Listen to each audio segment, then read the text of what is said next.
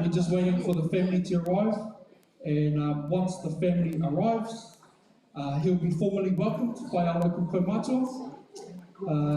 And at the conclusion of that, if I wink at you, it's your turn to come up and sing a song, do a dance, tell some stories. I think his grandchildren will be here, so can we keep them age appropriate? We want to hear all the good stories as well. But we're just waiting now for the family, and then we'll bring him in and start the formal proceedings, and then it'll get a little bit more light and tasty. Ka pai? No.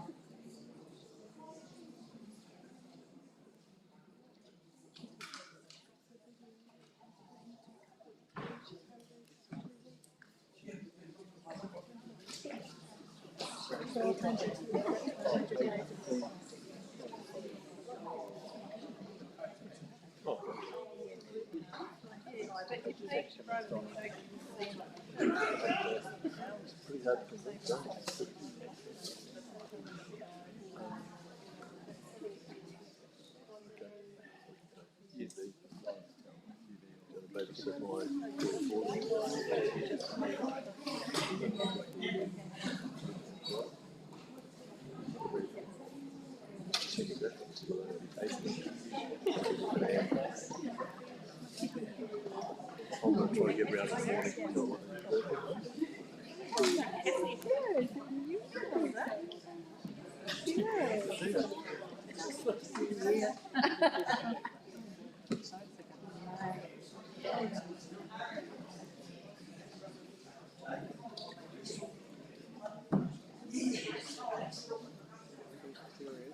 Xander's in the other.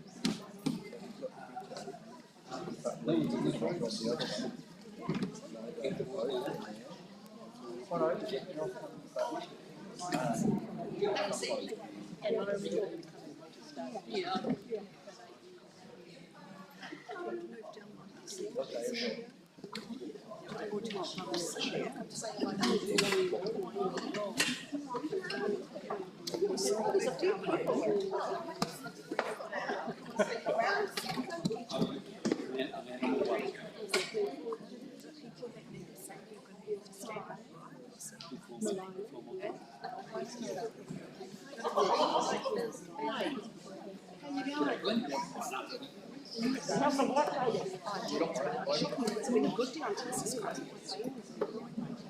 The kids playing it, the bucket in the way.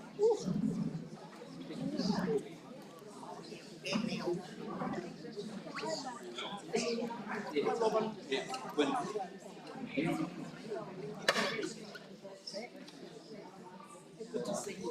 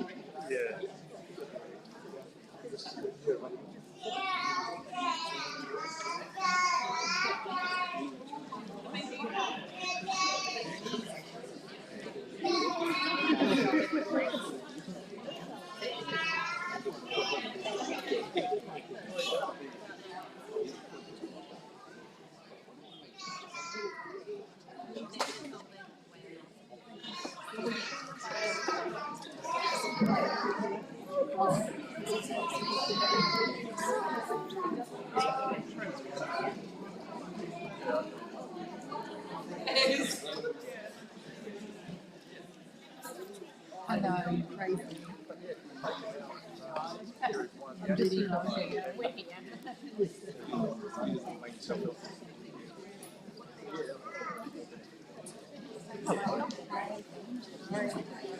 Were you there on Friday? Coming on. Is this your daughter?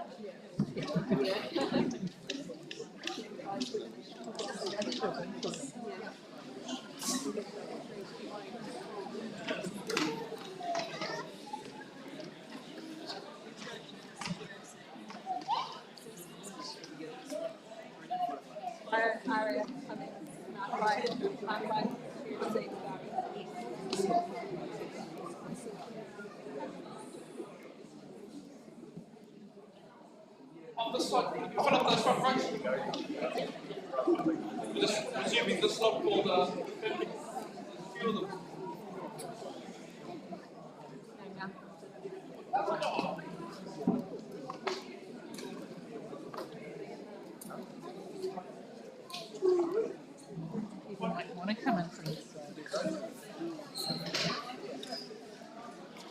please, yeah, grab some more chairs, put them out.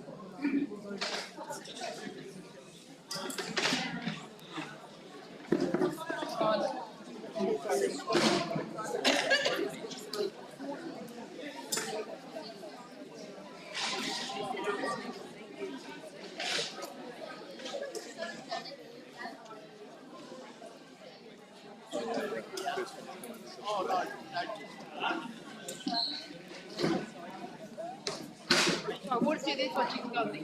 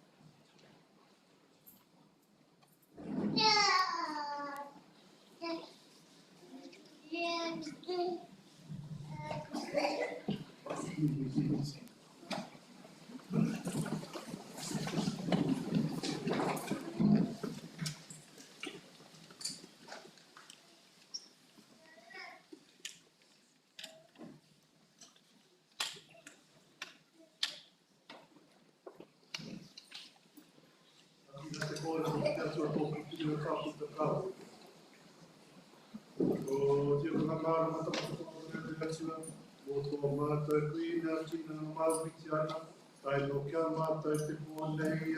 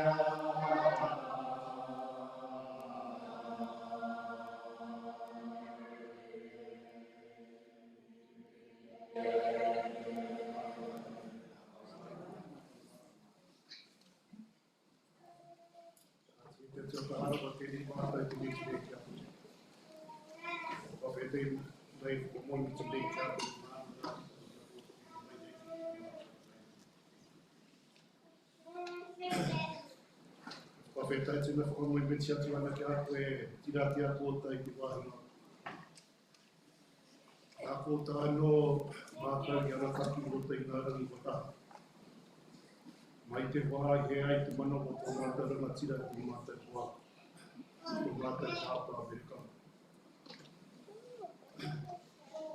Ana whakako ki tanga atu anō ki roto ki te poho tō ngā whai. Ai nō mai ki tēnei hāora, ki te rangi e tūne, ko mauria mai anō aia ki roto anō ki tēnei o ngā whai, ki mō ki o paitia e te wāpio. Nā tēnei mātai, tēnei kia koe kia pōta e whituku me ko mai nei e koe o ana hera punu. Mā whatipuira ngā māre ki ngā raukura, ai ata whaitia ki ngāti mai a mātai. Ārahi a mātai, tēnei wā tēnei wā mamaita, tēnei wā e noho moke nei mātou, tō mātou kai, arataki, I roto I mātai. Well, God, we ask that you be with us at this point of time. And we give you our thanks for your guidance over the last few days.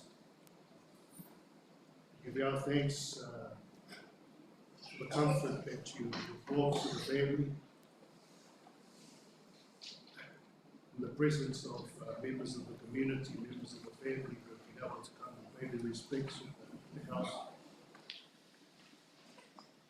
And we give you our thanks for this opportunity to bring Malcolm here to this place as I set up in the house, which was his, in a way, was his playground, was his second home for so many years.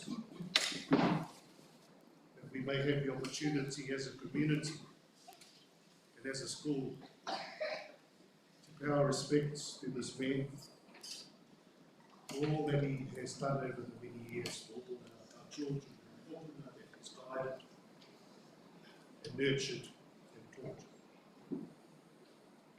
So we ask that you send down your holy angels to be with us at this time.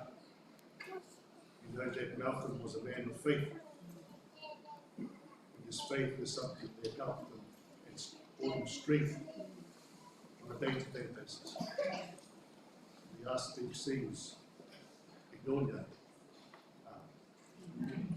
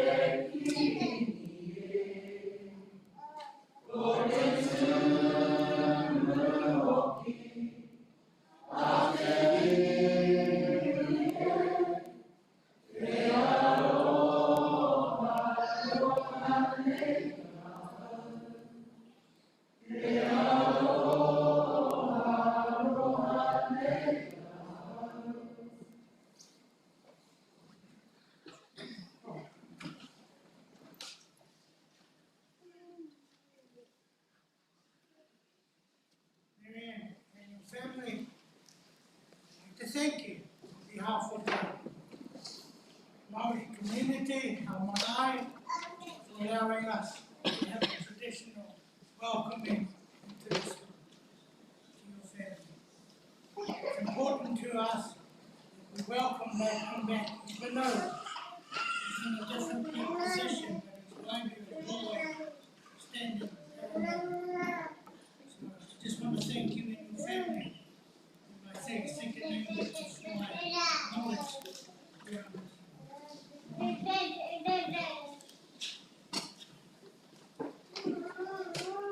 He ka hoka he tono uta, he ka hoka he tono atai.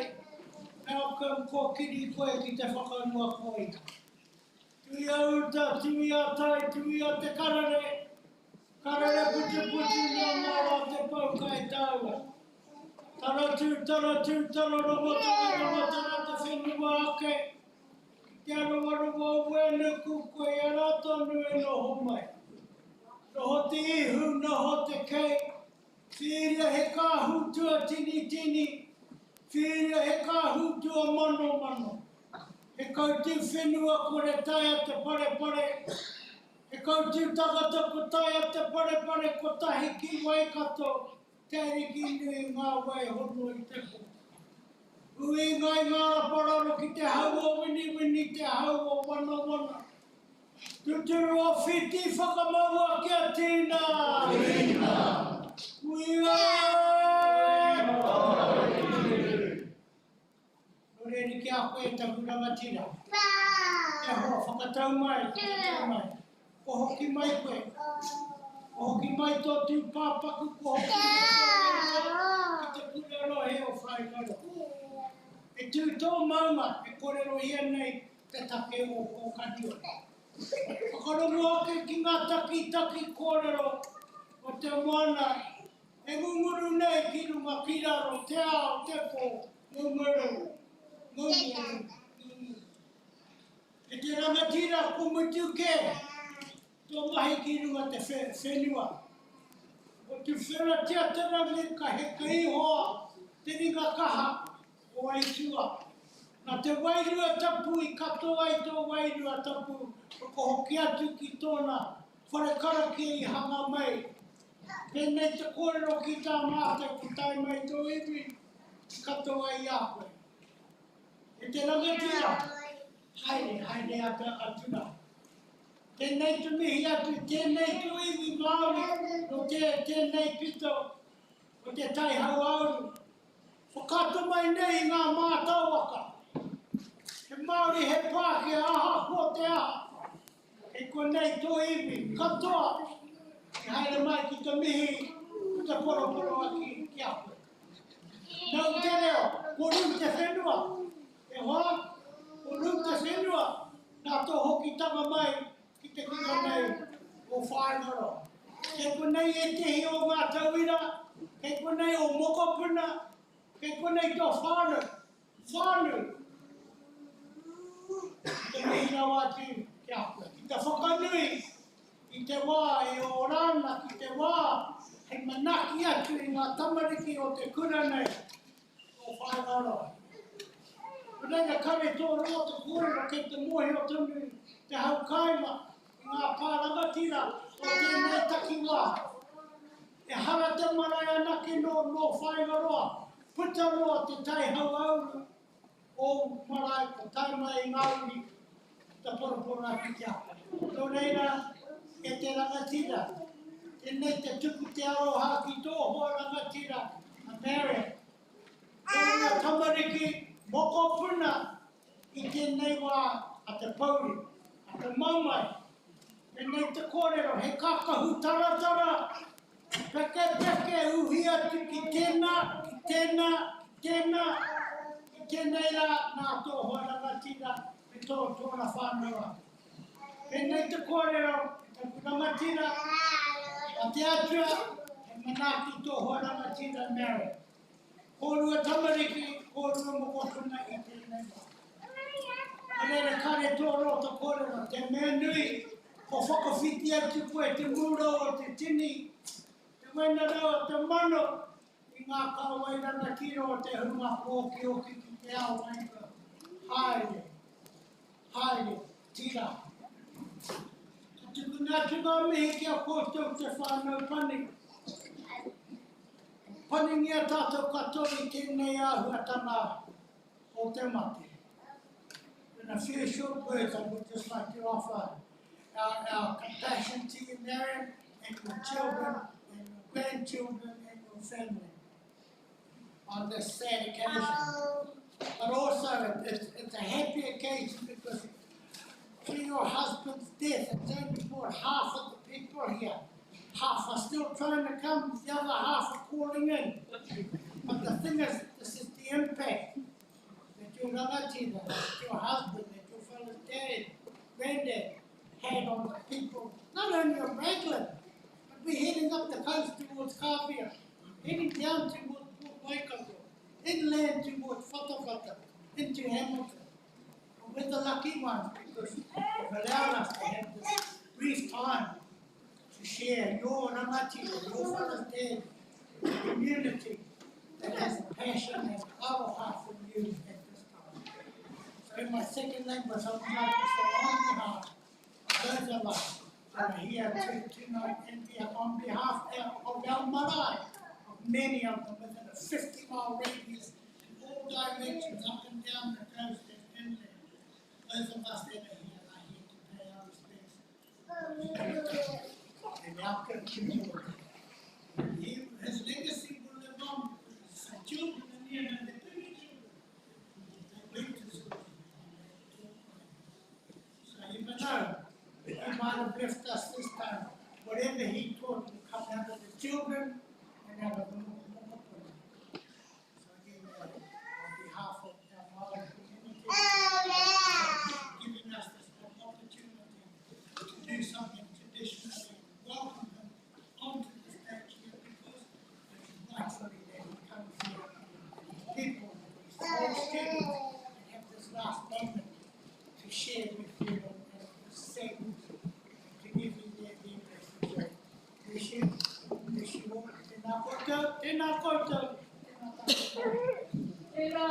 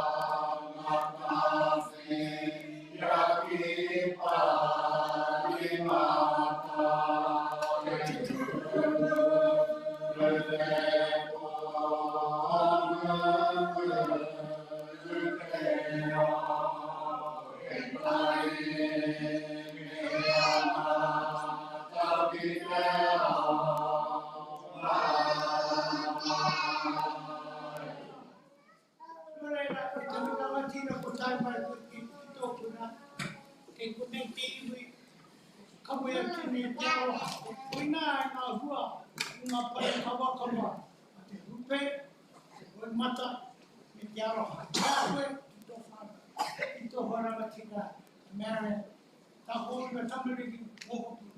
Ma te atua koutou he mana i chat te apu the blessing of the Holy Spirit in all languages, all cultures, all religions in the house here tonight. Tēnā koe mea, tēnā koutou te whānau, huri no ngau, tēnā koutou a whaimaro o te rohe nei, nā koutou, tēnā o ki tātou katoa.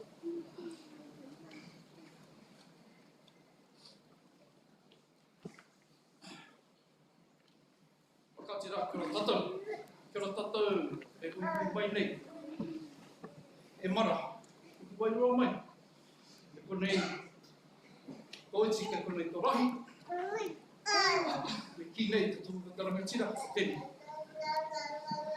Reira, ki mai, whakarongo mai ki ngā kōrero, ki ngā whakaro, o te huna, taki nei e karakati nei, ki ngā noi tō reo karanga. Reira, karanga tira, tēnei rā te pū, tēnei rā te tanga. Ladies and gentlemen, whānau, the sign of a rangatira is a person's ability to bring together members from different communities for a united purpose. So thank you for coming this evening to celebrate the life of Mr. Cox for some, Matua Malcom for others, Sir, Merekama, some even tried Mal, he didn't like that one, but they did try it. I've heard Coxie, and there's a few other ones that we won't talk about. Those are the boys down in the corner that took his maths class, and I want to hear some of those stories as well. However, whānau, look, we've got a little bit of a structure where the whānau would like to say some things first, and then we've got some guests that will call up, and then the floor is open. And you can come up, you can sing, you can cry, you can dance, you can tell us some stories. Hopefully there's some juicy ones out there. But this is our time. This is our time to pay our respects to this man. So in closing, before I hand it over to the whānau, I do want to again acknowledge Marion. Thank you for giving us the opportunity. Yeah, I don't think your house will be big enough. So, Joyce. And then I want to acknowledge the boys, Jamie, Sam, Josh, Tom, Joe, Finn, and Rose, to all the wives, the girlfriends, the children, the mokopuna. This is for you as well. So I hope that this evening, those that want to share get a chance to do that. I will be that guy. There is a time, and if we have to, it'll be like ringing the bell. You know, time for recess, and that'll be the end of it.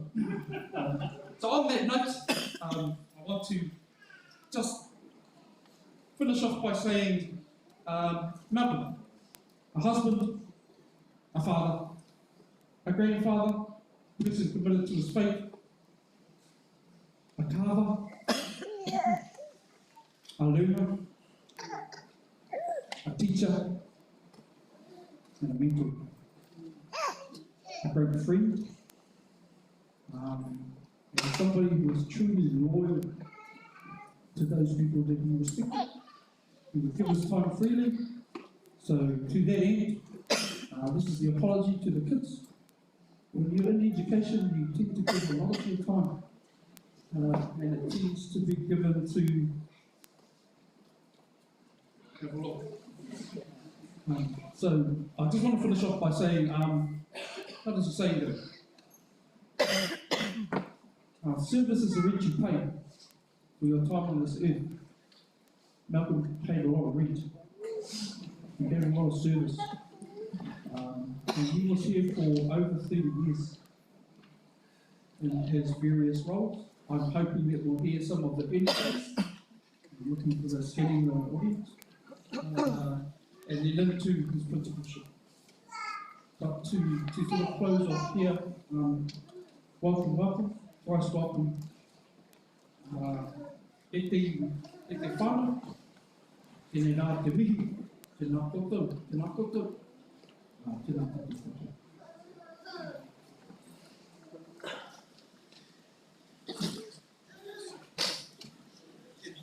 Hey, whānau, come on, please, come on. We've got more seats there. We'll just yeah, come on and get comfortable. Please do.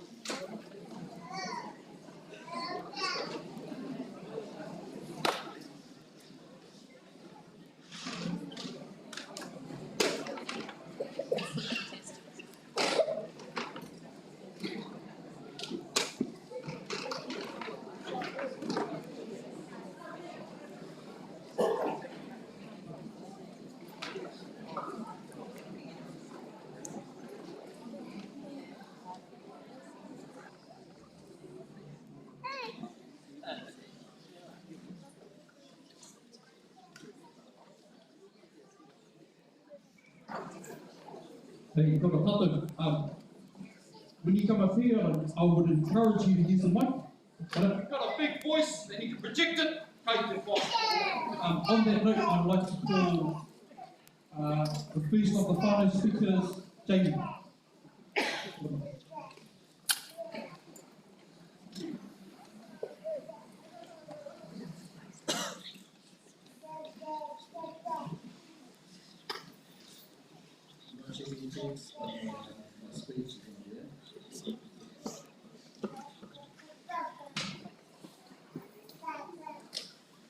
Firstly, what an honour. It's a real honour. Just gone by the casket we fashioned this week. I think the running joke was it'd only take us a day, but I think we finished yesterday, and this morning my mother-in-law helped just finish the inside with the coffin is made from old matai. I don't know if it was matai that might have appeared when I was very young, or I feel like Dad said it was prior to my birth, I'm not sure. But he found a stash, somebody had it in a barn somewhere, and matai is carved as well. It's beautiful for carving. And this big stack of timber was always in the back of the shed, slowly being whittled away. And until this week, when Dad passed, and we went out, ran the measurements, and there was perfect amount left for us to mill up and to bury with him. We thought it was really beautiful. It's a little bit. We wanted the outside to kind of reflect my dad, who really loved the imperfections in timber and in stone and in life in many ways. The stuff that he'd carve, the work that he'd make, like he would look for the cracks and the knots and they would become the features of his work. He didn't like always working with things that were pristine, clean. He really wanted to accentuate the character, if you like. I'm just a little bit of history about my dad. Malcom William Cox. The eldest child of Heather Stewart. Heather was the youngest child of her family, having immigrated from the Highlands of Scotland to New Zealand. Heather was the first and only member of her immediate family to be born in New Zealand. The family arrived into New Zealand during a storm, and as they neared the wharf, so as recounted by that family, a large sign meant to read "Welcome to Halifax" was obscured by the torrential rain, and I suspect the wind had blown some of the sign off, and making only visible the words "Welcome to Hell." The family tree on the Stuart side dates back to the year 990. A long-established line of family that served the kings, clans and communities of Scotland for nearly 1,000 years. Dad's family would regularly recount the 16th generation connection to King James I of Scotland and England. There was someone as you, Dad was like, no,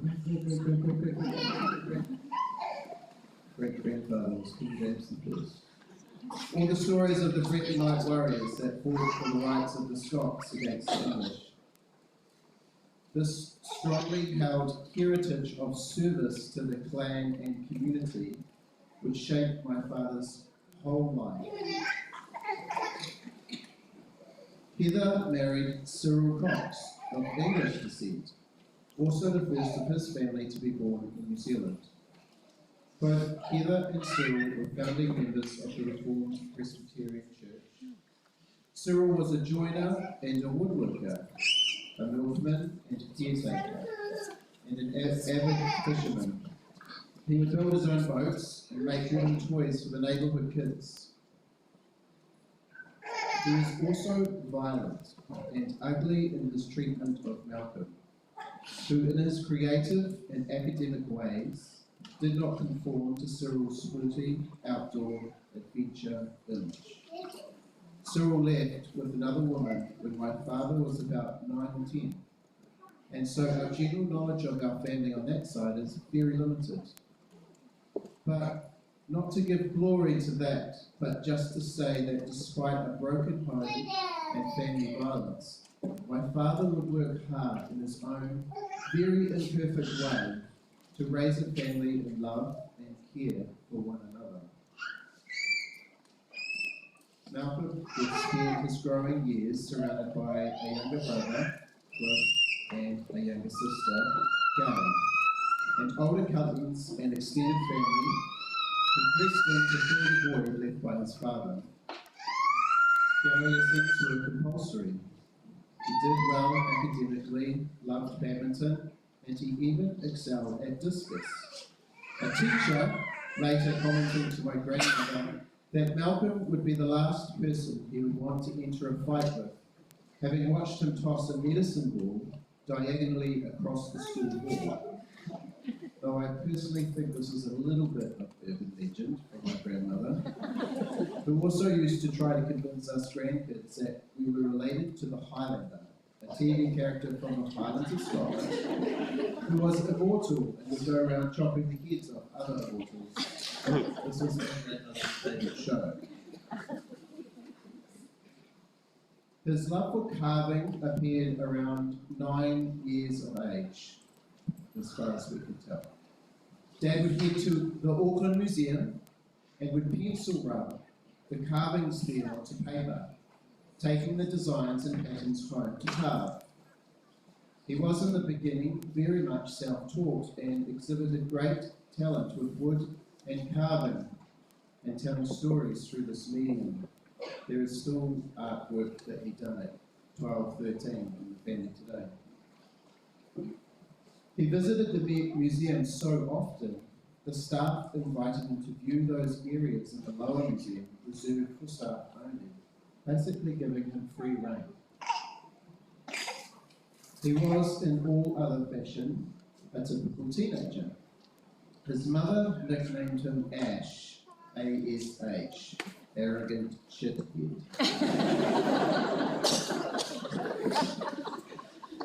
He would make darts from biro pens, matches, needles and cotton wool, shooting them into the backs of teachers as they were working at the blackboard. Or to friends during downhill bike races where the needles couldn't be pulled out until an eventual stop at the bottom of the hill, to the great delight of my dad. The neighbours were fair game and returned fire, the two neighbouring homes close enough to take pot shots at each other through the windows. A favourite story of my dad's was his brother firing an arrow directly up into the air, a bow and arrow, and then both watching it disappear, wondering at its great height, before it magically reappeared at force, directly into his brother's earlobe, dragging it to the ground. A hilarious moment of near-death excitement. Dad would finish school in sixth form and head to Teachers College, specialising in English and music. Becoming qualified, he moved from Auckland to Tuatapere in the deep south. It was in Tuatapere one day that his students told him about a new female teacher at the primary school who was looking for a washing machine and, impressively, had raced the students and beaten all comers. My dad said in those days you had to act fast. There were very few women in the south and a lot of eligible young male farmers on the hunt.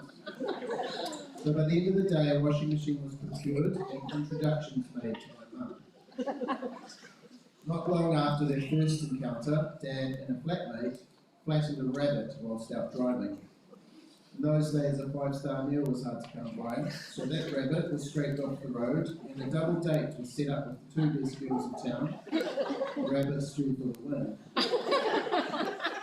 True story. Dad knew that Marion was the one, but Mum needed a lot more convincing. He made her a beautiful carved wakahuia. It was okay. It's still in the family today. It was okay. He tried to spend her money. She was saving money to go overseas. Slowed her down, but still no luck. It was in the new year that Mum transferred to Oamaru for another teaching position. 3 months into that new year, Dad got a phone call. Oh, hey, Malcolm, I miss your dog. Could you bring her over for a visit? Dad would spend the rest of the year driving to Oamaru on his motorbike every weekend, a 5-hour one-way trip. By the end of the year, they were married and heading north. History might recollect a shotgun marriage with the baby on board, but let's just call it the beginnings of a long, fruitful marriage. The next stop was Ohura Area School, thus beginning Dad's love of area schools. Jamie, Lee, Sam and Josh arrived in quick succession, but Ohura existed in a valley, the sun hardly getting over the hills before setting over the nest.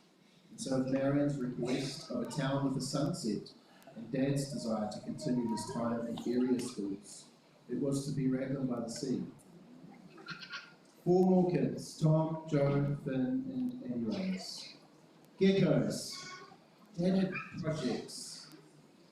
Nuts projects. I think I spent about 6 years catching bloody flies for bloody geckos. The kids got into surfing. Dad got into making surfboards. Motorbike restoration. The house that grew.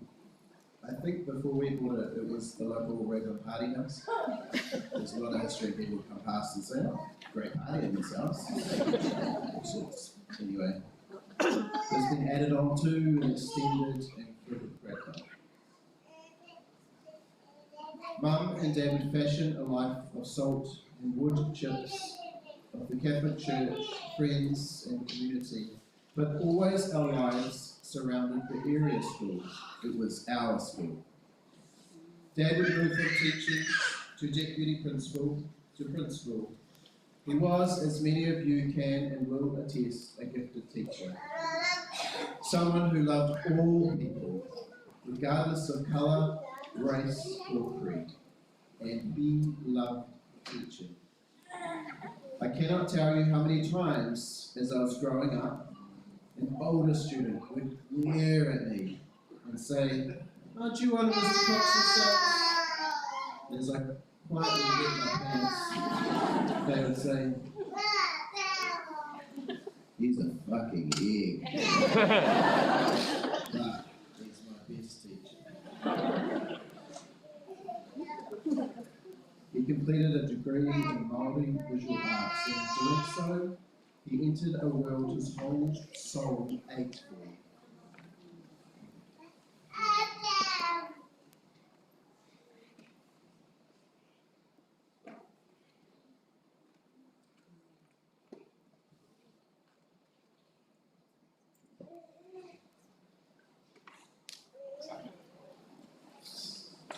I remember the day he was invited to help with some restoration work up in Marae. The rest of the men were so-so. Another job, long days, uncomfortable sleeping. But for Dad, it was heaven, and he was where he was always meant to be. Invited to be part of something he had dreamed about. His thirst for knowledge, his pursuit of history. Love for all things moulding drove him on. At his retirement from school, he moved into an apprenticeship of sorts in Pounamu and stone. His knowledge and understanding was something extraordinary. There was always a project, always something to share, and so many people to please. Dad always had health issues, and he just kept on keeping on. But not this time. One too many. And Dad's original kuru is mallet. He was actually going to throw it out quite a few years ago, and I rescued it from the bin. It's as familiar, its sound rings in my ears. I'd wake up in the morning and you could hear that out in the shed late in the evening. He even looks like a mallet in real life. Spotty, skinny legs.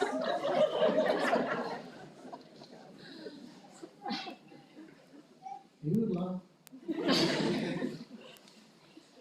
It's as familiar to me as his voice. When I see it in my shed, it reminds me of him. And as a man of faith myself, I am reminded of St. Joseph, a carpenter and a worker of stone, a father who shaped the humanity of Christ. I think of my dad, a man who would shape wood and stone and the very best of us. May the Lord support us all the day long, till the shades lengthen and the evening comes, and the busy world is hushed, and the fever of life is over, and our work is done. Then, in His mercy, may He give us a safe lodging and holy rest and peace that can last. Amen.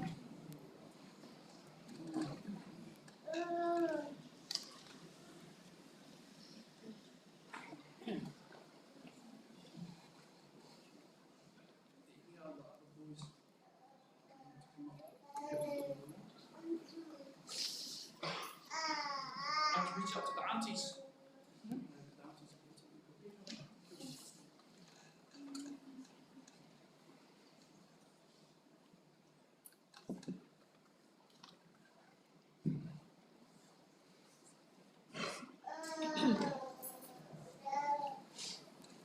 Kia ora tātou. I'm Susanna Andrew. I'm Mary's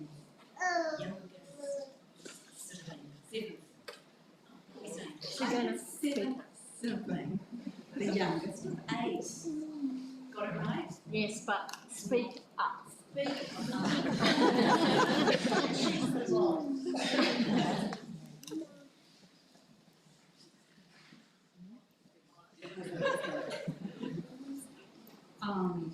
Wow, you know, when on Saturday I texted Mary, it's terrible, I should have called you. What are we living in? Didn't want to bother you. And I said, he gave so much, there is an army of love coming your way. And look at my boy, this is quite amazing. I'm just going to say a few words. When I first met Malcom, I first met him when I was 12 years old, about to turn 15. So I don't have to come up with a younger than I am now, I'm doing that. It was a somewhat unusual meeting. It was the summer holidays, and I was in a hospital bed, having fallen off a cliff, and on Waikiki, a place that was going to later play a big part in Malcolm's life, and our family, wider family life. Marion had come to visit me, and she brought along Malcom, her boyfriend.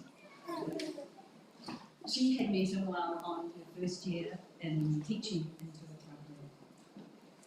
The Malcom we first met later, well, sort of in that first year, drove a day in one, and it had a golden retriever called Maggie. I do believe he Malcom, not Maggie, or races then. And he loved the South Island and loved telling us stories about the history of the land. But even right back then, there was nothing that compared to the love he had for Marion. I spent a lot of time growing up in Malcolm's company. I got to test my rebellious spirit against his tolerant, amused self, always the teacher. He taught me to drive in Ohura, challenged my views on religion and politics. I remember when I said something like, marriage, like who would get, why even do that? Why make it legal? And this is the best as I remember him saying as an exact quote. Why would you not want to be committed to life, for life for the one you love, and never have to think about losing her? And it's legal to sleep with her every night.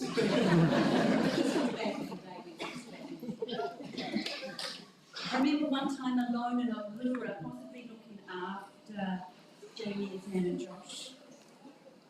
I got bored with Marion's record collections. Early Rod Stewart, quite good. Queen, Cat Stevens, and rummaging through their tape selections discovered tapes they had made for each other from their courtship days. Yes, tapes. They talk into the tape and record songs of each other, and then sweet movements, and then post them back to each other. Put them in the mail, and they would go back between those two times. It was some sort of pre-internet combination of texting. Way back then, I was struck by how these two communicated. Malcom could lend his hand to any instrument and play it. I would say the banjo was not a good indoor instrument. Malcom was an active relaxer. Whenever he was on holiday at the family batch at Onitani, he worked. He loved it. He built seats. We've got the I Love Malcom seats halfway up a pretty tough hill. But let's not forget his diplomatic skills.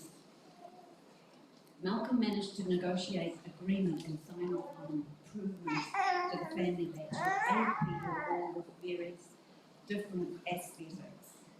He had such a unique role in our family. Technically an in-law, but really a full member of our family.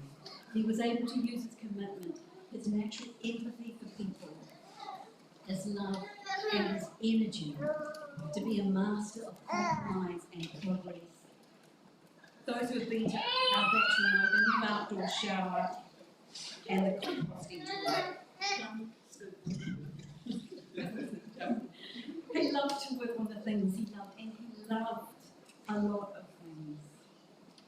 The garden was his sanctuary.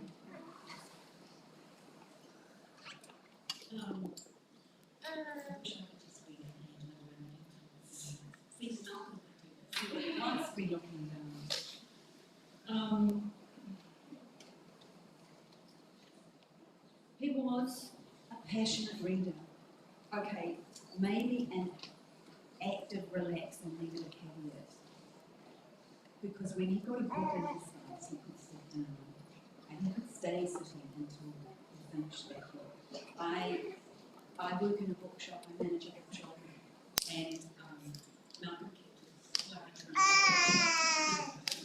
he was a very easy person to give to because he was interested in so much, and he was so eager for knowledge of trees and fauna and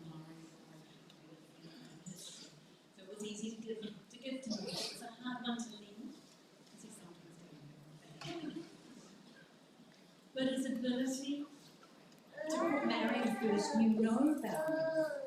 A craftsman and builder, he would often pause while waiting for Marion to decide on a craft. If I talk about devotion, it was only in what I saw. The part he made for her in the garden, the adornments he gave her of us. He especially hated it when Mary had to go away and would bring her every night. She was his towel now, and he was hers. It is no surprise to me that animals and young children adored Malcom and followed him out. Our mother, who's about to turn 100, is just a couple of metres away and would be here. She was one of his biggest friends, and he adored her and would scoop her up in his arms and make her laugh. And he was so proud of her. I have never met anyone who was more emotionally available than Malcom and more willing to talk and discuss.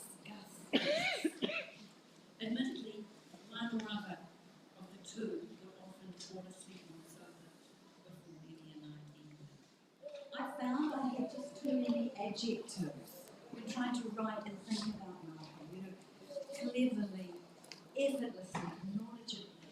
If I try to sum him up in one word, I guess it's the word true. He was so true. I don't just mean honest and dependable and so far away from that antonym false. I mean how if you ever asked for help, if you ever asked him a question, if you ever asked for advice, he would give it back and more. Trying to make sense of him.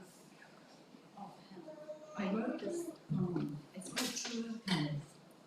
True, like the slide upon his ruler, measuring distance and meter.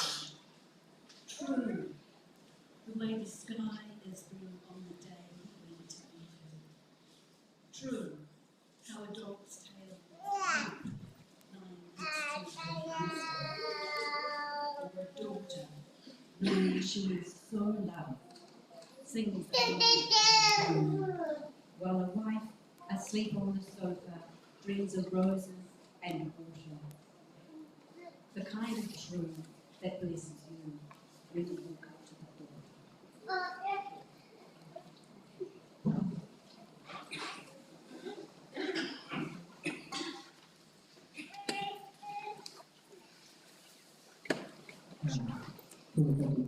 Is there anybody else in the family who would like to take an opportunity to speak?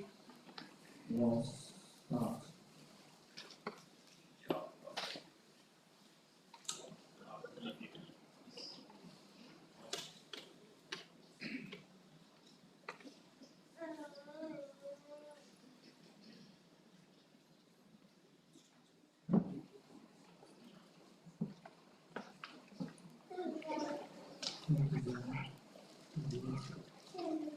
Paul. I'm a brother-in-law of Malcolm. A couple of things to mention about Malcolm's.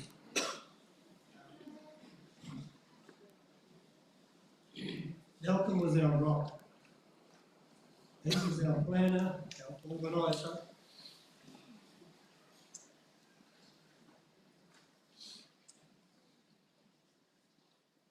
Anybody needed something drawn up, he was the man. Plans, everything.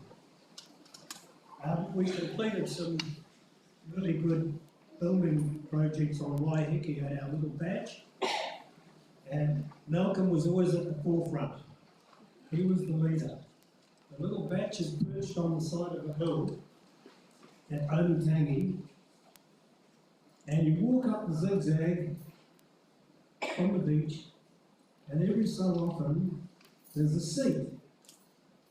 And these seats are all called God Bless Malcolm seat. It's this bloody seat, so named by his mother-in-law.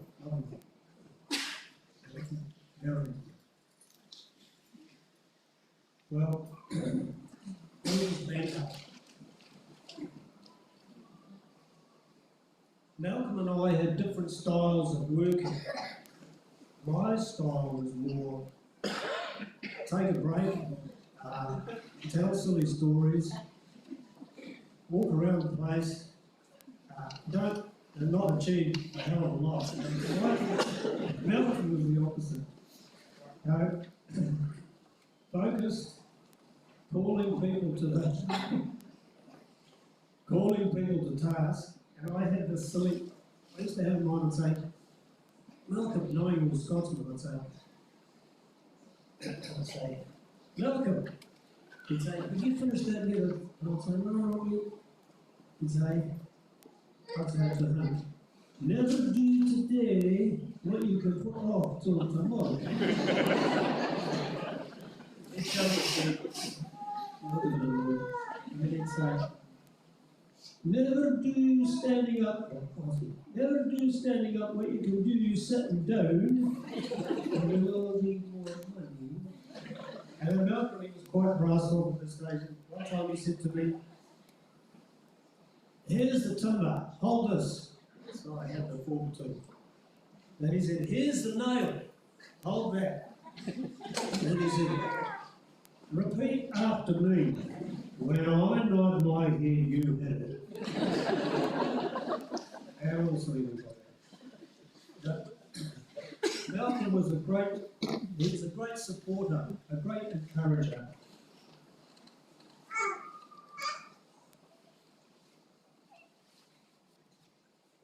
He was my friend, a brother, father, grandfather, uncle, great uncle, and so on and so forth. Malcolm was our rock.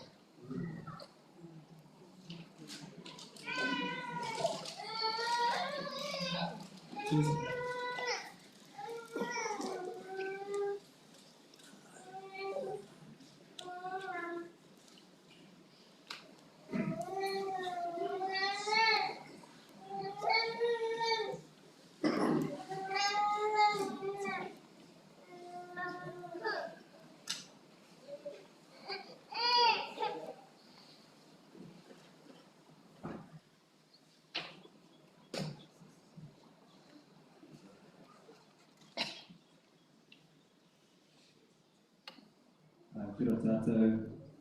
My name is Michael. I'm Malcolm and Mary's nephew. Paul, who just spoke, I'm his son. We've heard a lot about the batch on Waiheke from the last couple of speakers, and yeah, the reason being is it's quite a sacred place in our family, owned by my grandmother, Marion's mother, who Suzanne said is turning 100 in a month's time. But it's shared throughout the entire family. The Coxes, the Andrews, and countless relatives and friends have all stayed there over the last 50 years. It's a classic Kiwi batch, you know, it hugs the hillside and it's got this beautiful view. And the only way down or up to the beach is this very steep bush track. And we would, going there and staying there on holidays, we would go up and down 3 or 4 times a day to the beach, and we would be absolutely puffed and exhausted by the end of it, because it's pretty grueling. And as Paul said, there was a seat halfway up, built by Malcom, and we called it the God Bless Malcom seat. And it provided a space for us all to stop on that climb and just sit and rest and catch our breath. And one of my earliest memories was of walking up the track with my grandma and stopping there on the seat and saying a little prayer of gratitude to Malcom for creating a space for us to rest, to just be. And that's why we called it the God Bless Malcom seat, because every time we stopped at that seat to rest and catch our breath, we would say a little prayer of gratitude. And I was only 4 or 5 at the time, but that memory of that seat, it captured the essence of who Malcom was in my really young mind.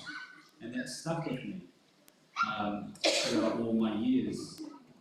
It captured the essence of a man who did for others and who gave to others, and whose kindness and generosity and brilliance showed up through his deeds and his creations. He built and crafted, and he had crafted this for us, for the family. It was a simple gesture, but it stuck in my young mind, and I carried that understanding through all my childhood. And I didn't see Malcom or the boys as much as I would have liked to through teenage years. We lived in Auckland, but I would call Malcom from time to time because we both loved geckos. He had a collection of geckos and I had geckos, so I would call him and ask for his advice, and we'd talk geckos for about an hour. But other than that, yeah, I didn't really see him as much as I would like, but it wasn't until we were in our 30s, my wife and I, and we were looking for a place to live outside of Auckland, a small town, rural, and we looked at a few places, but really there was only one place that was a viable candidate, and it was Raglan. And it wasn't because of the search, it was because we knew Malcom was here, and we knew the man he was, and the understanding I had as a child had stayed with me, and I knew we wanted to be around someone like Malcom. And I introduced Malcom and Marion to my wife Shaz, and she was immediately enchanted. She said, we have to live here, we have to live near them, we have to live near their energy. And so we found some land out Ruapuki, which is about half an hour's drive, and Malcom came out with us to inspect the land and give us his advice and his ticket of approval, which he did. And we bought the land and planned to build the house, and over the next few years we had the honour of getting to know and love Malcom and Marion at a much deeper level. And he took us in, and he wanted us to live here, even though we were very much outsiders. He really wanted the best for us, and he just made so much time for us. And it really, we were always inspired by Malcom and Marion, and they were a constant source of strength to us. Building a house in a new town is quite a whole journey, and we knew they were there, and they were always offering words of encouragement and support.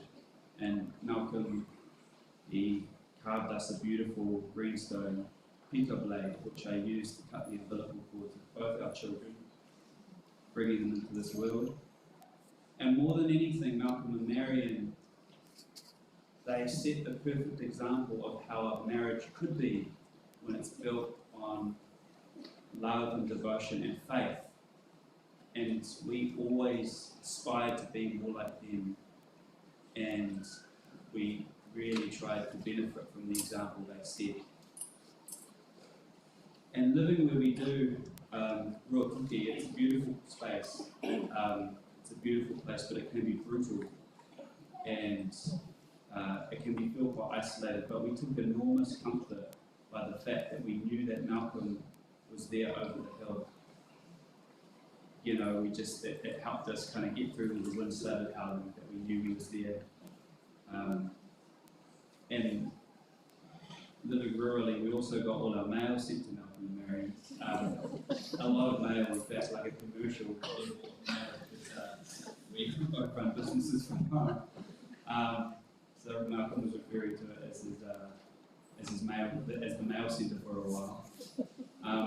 And I felt really guilty that we were having our mail sent there, but now, you know, when I reflect on it, I'm actually so grateful that we had so much mail going there, because I was going there 2 or 3 times a week to pick up mail, and when I had time to actually stop and I didn't have to rush home to put dinner on, or you know, give Shaz a break to take care of the kids, I would stop and talk with Malcom. And he would share his projects and what he was up to and what he was planting, and we would just talk. And I would share about what I'm up to on my land and what I'm planting, and we'd talk about fatherhood and being a good husband and all the deep stuff that you don't get to talk with anyone about, really. It's usually just trivial chit chat, but it never was with Malcom. It was never trivial. And it occurred to me that only occurred to me now that he was gone, how truly special those little interactions were for me. And that in this phase of life, I don't get to talk to many adults, you know, outside of the family, face-to-face conversations, but he was my one source of adult conversation, face-to-face, that I was having on a regular basis. And it struck me after all these years, he still created a space for me, like the God lets Malcom see, to stop and rest and catch my breath on the journey. And that's who Malcom was to me, someone who did so that others could be.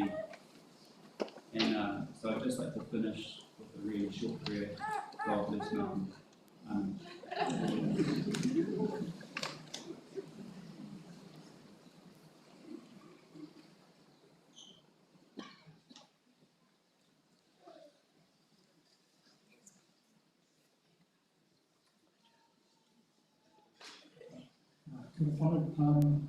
I've got a couple of speakers that are lined up, and then it's just going to be by scanning room, week at 2 until 2. Okay, it'll be open mic very shortly, but we've got 2 or 3 people that I'd like to formally invite up to speak to Malcom and about Malcom. And I'd like to start things off with inviting Malcom's former boss, principal at the time, Mr. Raglan.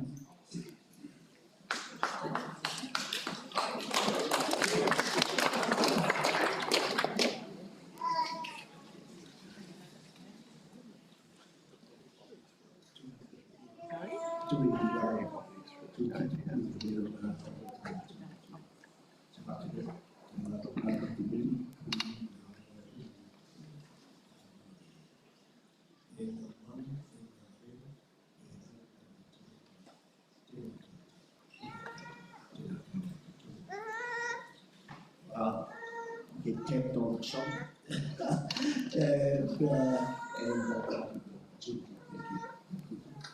My journey began with Malcom in 1996. 30 years ago, I went to Princeton.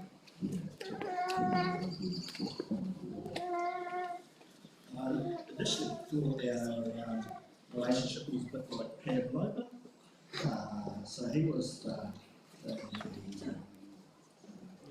meringue, and I was the whipped cream and chocolate sauce. But there are other elements of his persona that I'd like to share with you. Some were similar, some were direct opposites, and mostly they were complementary. While Malcom was risk averse, I was risk tolerant. I was at times verbally a little rough around the edges, whereas he was articulate. And I can still see him cringe when my language or culture in that regard.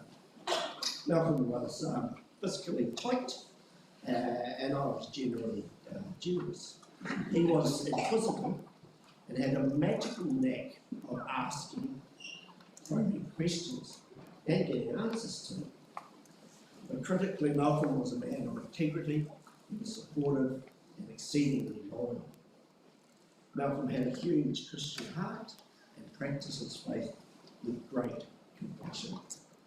He had other opportunity in using our local environment and had a good sensitivity to the family. His support for Waikato Autistic Face Collection, the Surgery of Canada, and the Peninsula campsite were just a few of his endeavours. Malcolm was receptive to new ideas and was a passionate educator and focused. Well, I've listed some of his qualities. I thought I'd tell you 3 stories that you'll most probably be able to relate to. The first happened here, a week before our Pulpity. That's our family here. Malcolm popped round and welcomed us to the district and gifted us a beautiful pot plant. He was in his typical casual attire, a little windblown, but sincere and welcoming. And over the next few days, he demonstrated his heart and his Waitanaki taua. At the time, the existing Raglan area school principal was long gone. The DP, a hard-working DP, had resigned at the end of the previous term, and I desperately needed somebody to support my leadership. After several unsuccessful approaches to senior leaders, they basically said, nah, not working with that inexperienced primary teacher.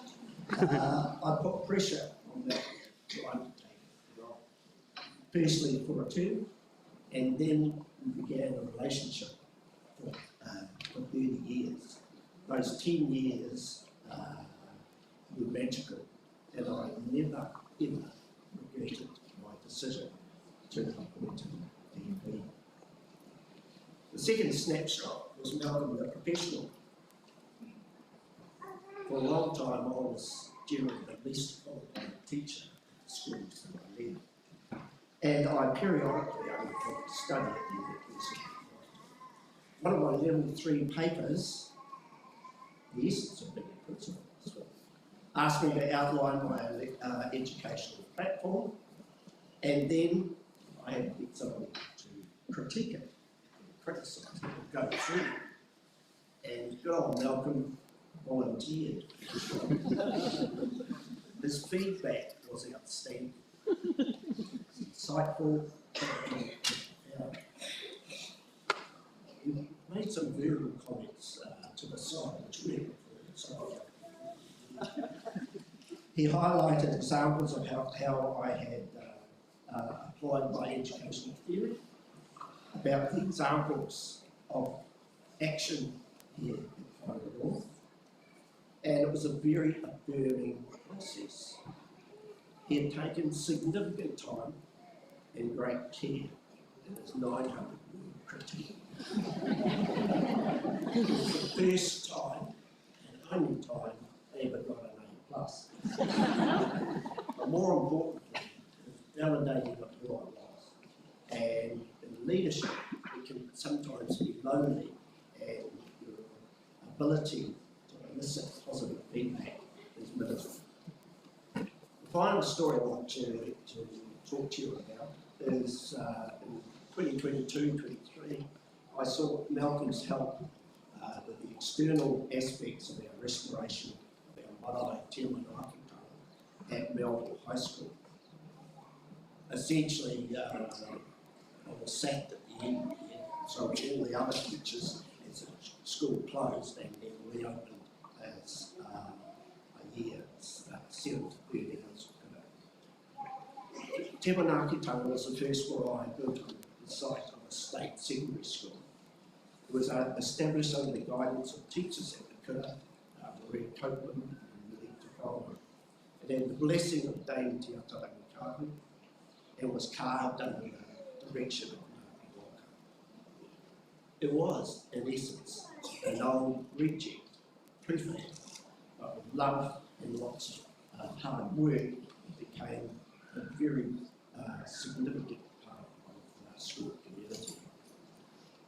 So with the closing of the kura, the board wanted to enhance the wonder of Te Waka by restoring the carvings that took it to the kuwhaiwhai and to give the marae the quality upgrade that she deserved. In particular, major work was undertaken, was needed to be undertaken for the wahara, which is the entrance pathway, and the tekutuku is sat proudly on top of it. The tekutuku had rusted because the galvanised pipe that was stuck up its north had rusted badly and had split. And the original panels on the wahara had been sitting on the ground. Malcom responded with enthusiasm and skill, especially with the limited budget available. He noted that the panels were carved in the style of taranaki, and his restoration carving reflected this. He used his fiberglass contacts to augment the carved panel and reinstated both of these items to the original. And they will be there many decades to come. The quality of this project was subsequently acknowledged by Ngāti Mahana when they rededicated. So those are three examples of the land that I've been with. And Malcom, I thank you for your friendship and your support. Marion and Whānau, our family's thoughts and prayers are with you. It is a challenge to cope with the sudden passing of a loved one. However, your family and your faith will sustain you through this process. And I really am thankful to Malcom for the impact he had. And also the tremendous impact it's had on the community. So more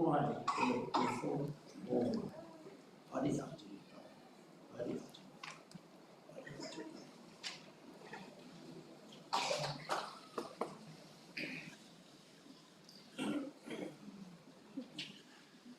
I'd like to ask our kapaka, Ropu, you've been waiting patiently, come up and perform the item to reply.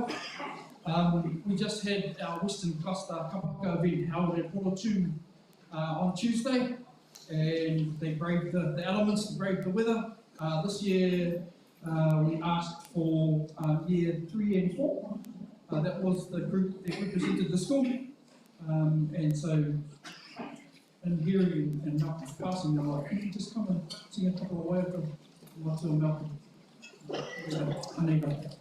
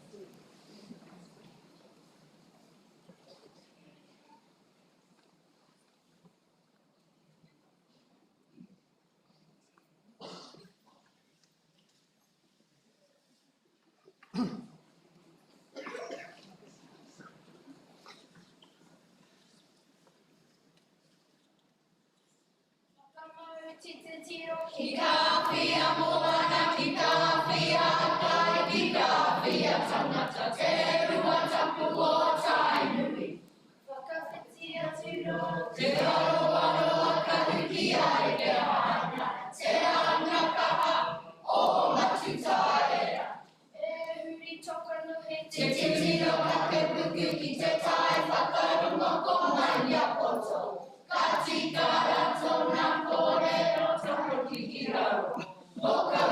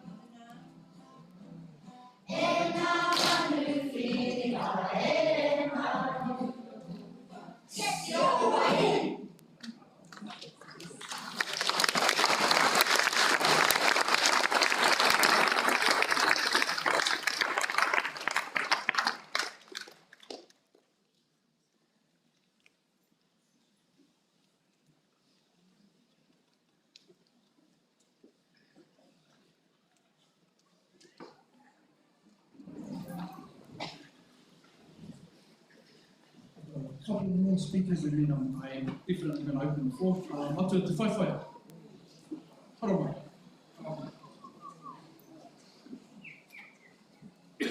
I do believe he was ex-student and knows the boys. Now sitting in the hot seat, he is the principal. So he gets some of the stuff.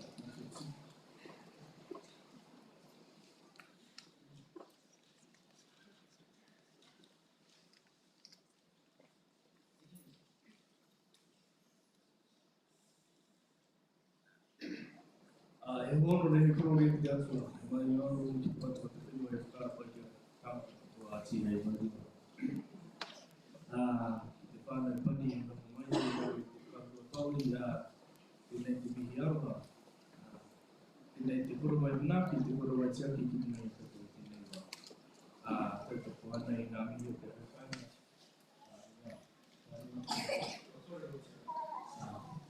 coming. E te rangatira. He tōtara nui, o te wā nui a tāne kua hinga. He rangatira o te ao mā tauranga. He tonga, tohunga o te ao tui, mā mahi whakairu. E te pāpā, e te karaua. Ki o tini moko puna. Moi mai rā. Moi mai rā I tō moi maro. No mātou te whiwhi. Nōku te maringa nui. Te no I raro I o parirau. I te ahurihuri nei a tēnei. Ka mihi, ka mihi, ka mihi. To Marion and your extended whānau, my sincere condolences at this difficult time. This is a loss that, as you can tell, will indeed be felt across the community.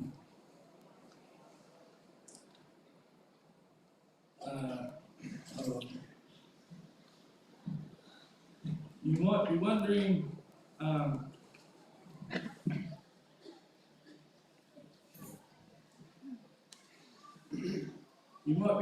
what I'm doing up here.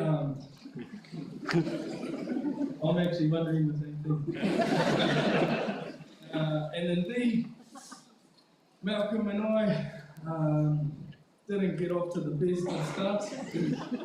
At the time, he was my deputy principal, and I ended up in his office more than he would have liked, and not for good reasons. I was also, much to his disapproval, very good friends with one of his sons, Joe, at the time. And I have a vivid memory of asking my mate Joe, are you going to be coming to our mate birthday party in the weekend? He went back and asked Malcom, can I go to Rex birthday? And he specifically said, is Te Whawha going to be? And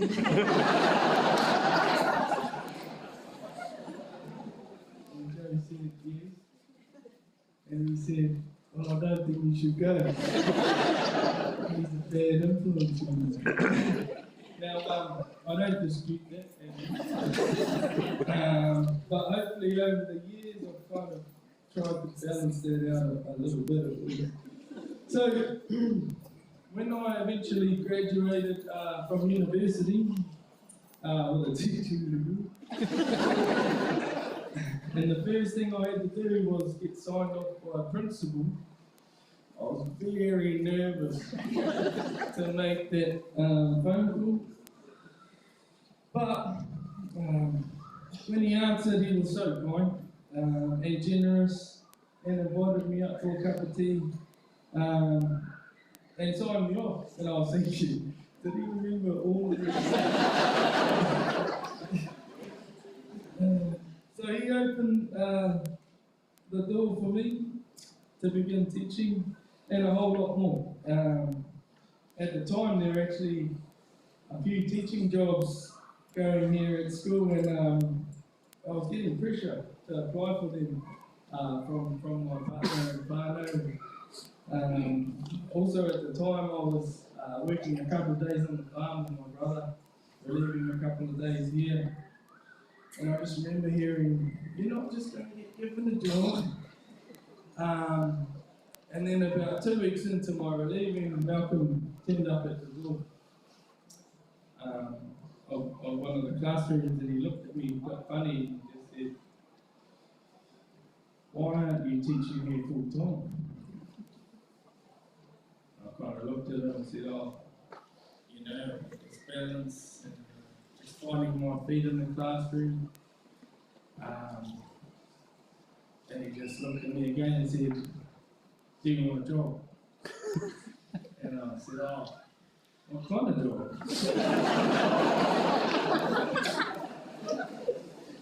And he looked at me and said, "Well, what job do you want?" And I said, "Oh, I'm primary trained, so I probably have to do something with the primary, whatever." And just kind of looked away. And about an hour later, he turned back up with a contract and said, "Here's a job." So, actually, you do get given a job. Well, he did when Malcolm was there anyway.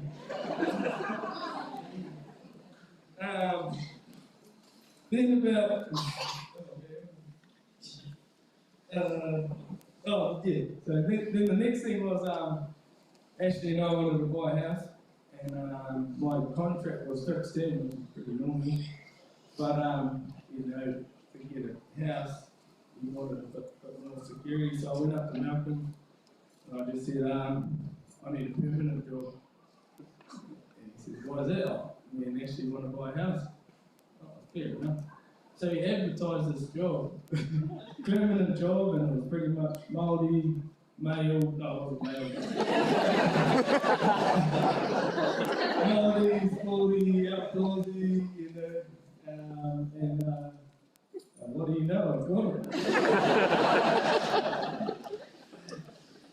And I didn't know how far he'd gone out of his way until it was a couple of years later, and the principal who came in, she had to sign me off for being a beginning teacher. She says, "Never been in this position before, but you're already a permanent member of staff." I'm like, "Oh, I have to sign you." And I'm pretty sure I would have met the criteria anyway, but thank you, Malcolm. That was pretty cool. In education, we hear the phrase lifelong learner, and we chuck it out there, and that's what we want for our kids. That's what we try and role model. And to me, Malcolm, out of anyone I know, lived that, you know.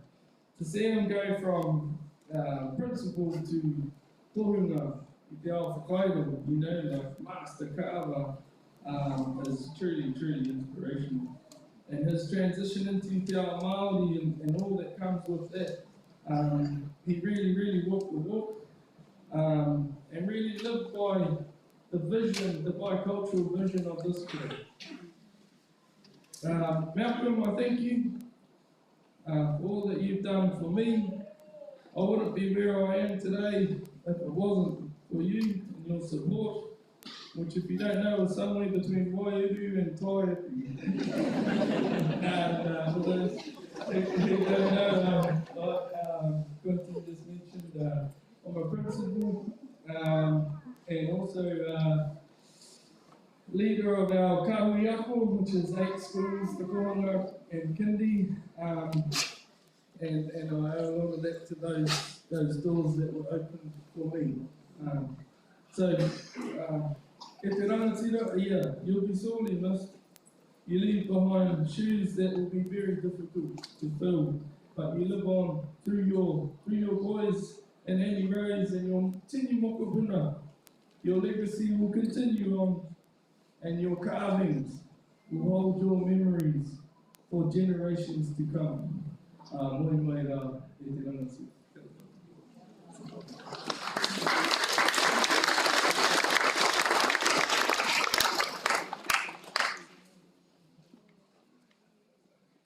Finally, we're going to call up one more speaker, and then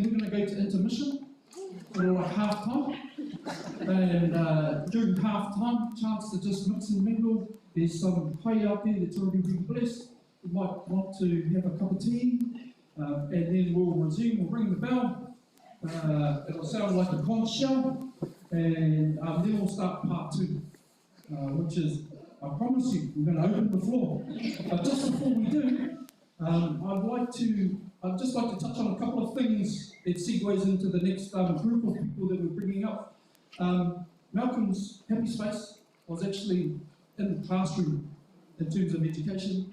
Yeah, he was the boss for a long time. But if you asked him, where did he feel the safest?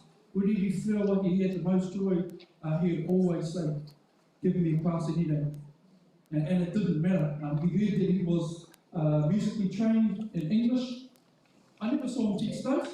He was always a mathematician. He was a workshop teacher.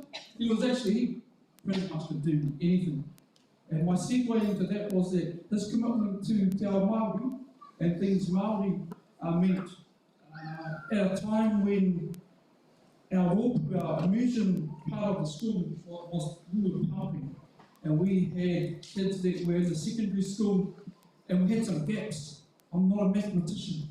In fact, Malcolm was very disappointed when we talk about mathematical concepts with me, because I was sort of like just nodding and grinning. Do you know what I'm talking about? No. So what that meant for him is like, well, how can I help? And I said, I desperately need a maths teacher. And I know you're busy because you've already got, you've got a job. It's being the principal, and he said, I'm happy to do that. And so he gave 4 hours out of his working week to help. Well, that's just the face-to-face time. All the prep time in the background. And he was gifting his time, and he managed to fashion it in his own image. Like it started off as, it stayed maths, but maths sort of led into a little bit of carving. I mean, there's symmetry, and there's all of this angles and all that sort of stuff that you can actually do through carving. And he had our seniors in the room, he had them hooked. And so, I'm incredibly grateful to him for giving that time to help out in a space where we had some gaps. So on that note, what I would like to do, I know that there are representatives of Te Roha Ki Te Reo.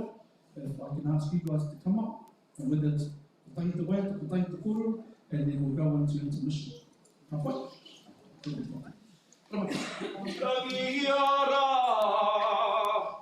ngai tua mahi, I runga o te irie, kore te marama kwa mimiti ngā taige, ngā rohaere ana ngā kaumatua, ngā pepereku, ngā kakawahanui ngā whi, tiki o te ki whakani ko te kupu, mā waira e taurima, te marae waho nei, mā te tika, mā te mono, me te aroha e. Ka titiro taku, mata, ki te pūtake o Kareoi, heke I hora ki te whāngaru ki heanga pātaka rangatira. Māunu kau atu ko waikiri waikaukau o ngā mātua tupunau e ngā runui. Piti re te titiro kairiro te horo au ripo e. Waiangi aki au I te kirikiri ki wai na uau e rakuraku ana, rakuraku ana. Manu ka whakira ki te kōpua, hoki mai whenua raupatu tūmana motuhaki. Kia miri no ngā wai o te tarata ko tunu hanga o te tariwha ko te atai o rongoe. Kauria te auripo I o poturu, wehe a whaingaroa ki takapauri. Ko tai nui a whiro munguru nei I te ao I te pō, munguru nei I te pō. Ko ngā tima hanga haurua, me reka mā, hoa tai mai. Nō reira tahoto mai.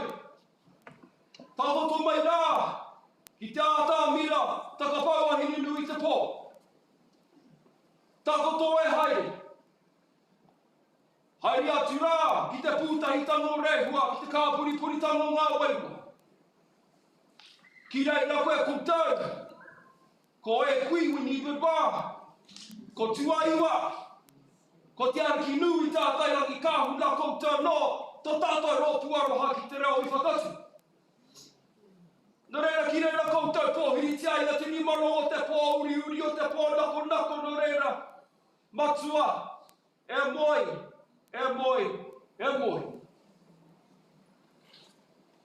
Ka ngata kei aku mihi ki te whānau, tēnā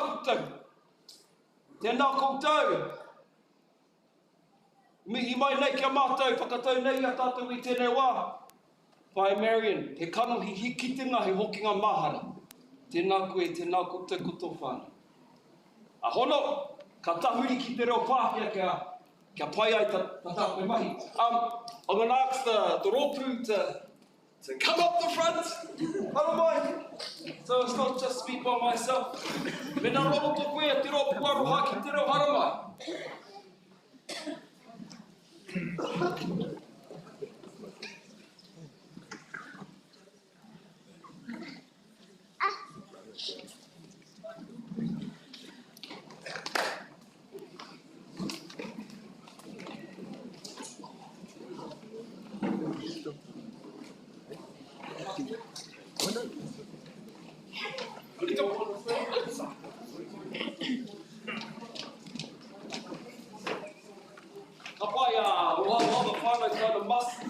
We are part of what has been how long the legacy? Over 30 years. We are part of a 30-year legacy of Te Roma Whareha Ki Te Reo, which is our started off as a bilingual unit over there. Over time we became a rumaki, a Māori immersion unit. I'll leave it there just in case someone else will say. But my first memory of Matua Malcom, I got called into his office and I was a new teacher. And when I walked into his office, he had this beautiful car. And it was in the corner. And I remember going, oh, what's that, Matua? He goes, oh, it's a waka tupapaku. And I was like, a waka tupapaku is like a carved vessel for a dead body. And his name was Hirenui Te Pō. And I remember freaking out. I was like, oh, Lee. It's got a really nice carved waka tupapaku. I remember freaking out, but one of the highlights for me was following on what everyone said. He had a great love and a great respect for all his Māori. We highlighted his allyship for the Māori rule, given our very turmoil and the landscape of the political New Zealand at the moment. So I always remember, and I just recently found him on TikTok. It was on TikTok, it's like, he lost a finger.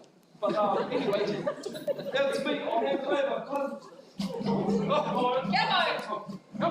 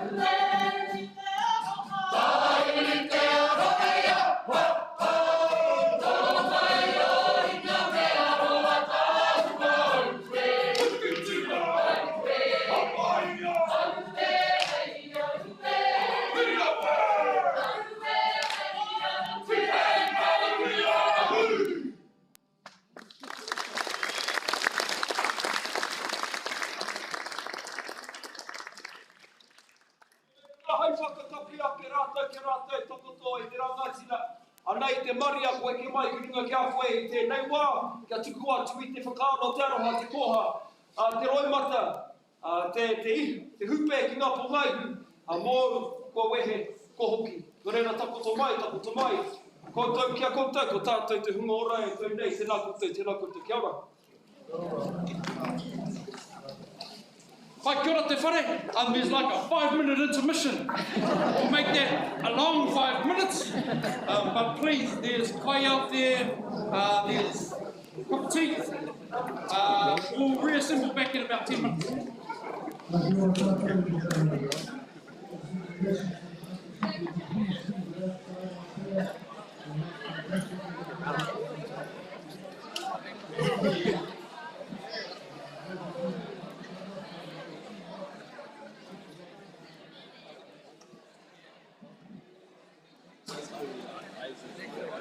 Yeah, I don't know. Yeah. I haven't seen so many people. Yeah. I'm not even afraid of that, but you know. No.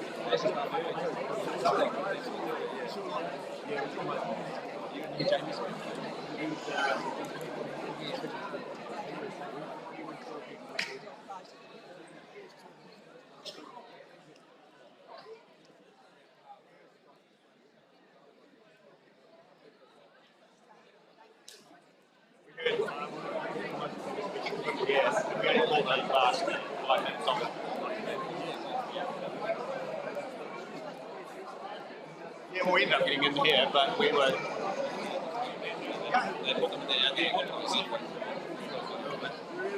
Okay, they do it like. I think we've done the middle, there's a space in the middle, we get to the middle, and it's like, oh fuck. So we're sort of sitting on the ground behind this thing, stuck into it.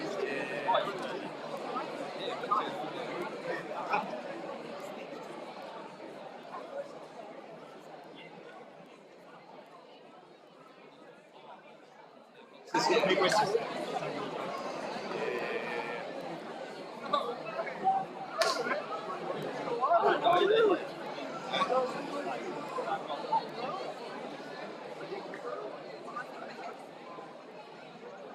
Hello to Josh and Sam and Joe Tom.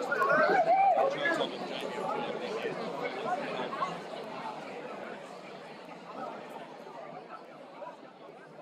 Yes.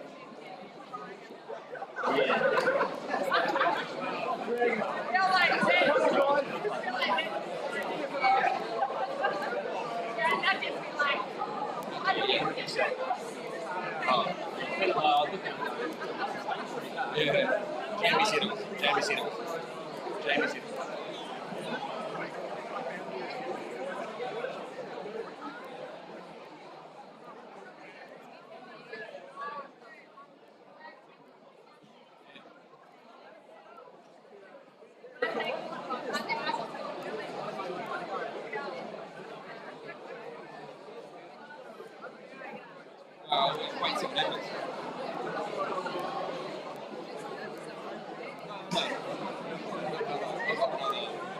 Opening the floor.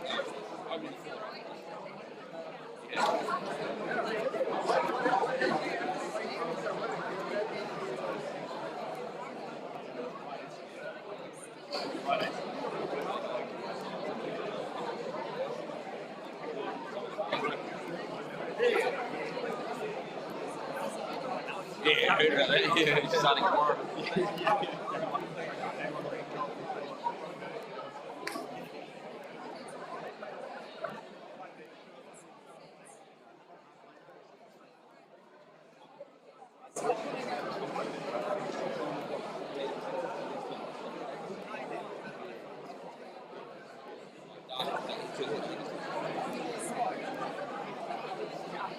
Pretty sure that's top.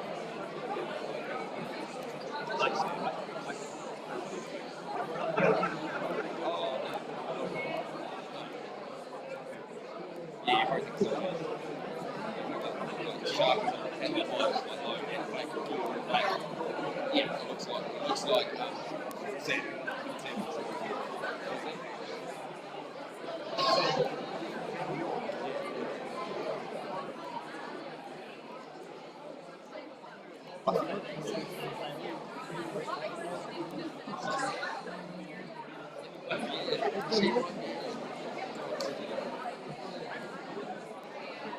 Not particularly when you were a student? Teaching a dad with it. So, yeah. The Cox went to school. So. What about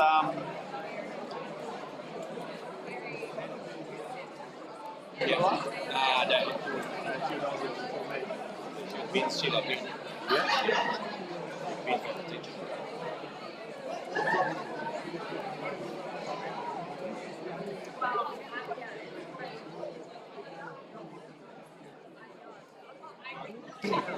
Oh, yeah.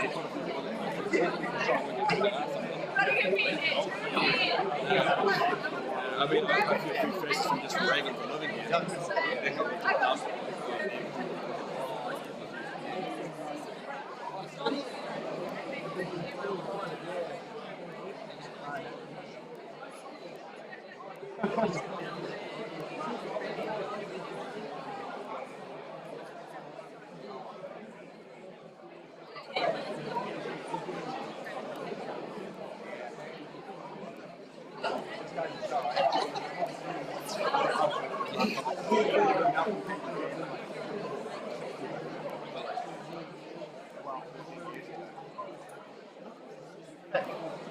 feel like that seems too long ago. Sam on the other side of the coffin.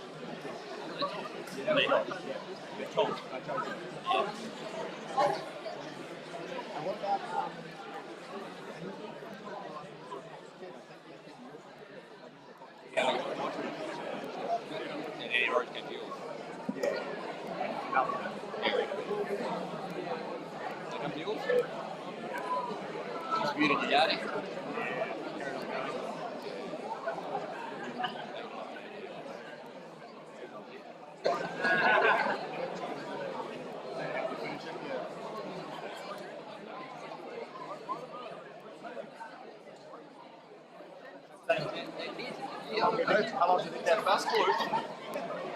How long do you think that ball's been stuck up in that cage up there? Since you were here? Not once. I recognise it. Same, all the same. All this shit's the same. It hasn't changed. You have to get up there, but that was a Oh, yeah, Dan was like, oh, you can get up there. Nah, no, that's Fraser. Yeah. I remember the gym, this gym before me, a lot bigger. There's a lot of weights there. Hey, it was a good play game. I'm an indoor cricketer. Oh, yeah? Played a few games later.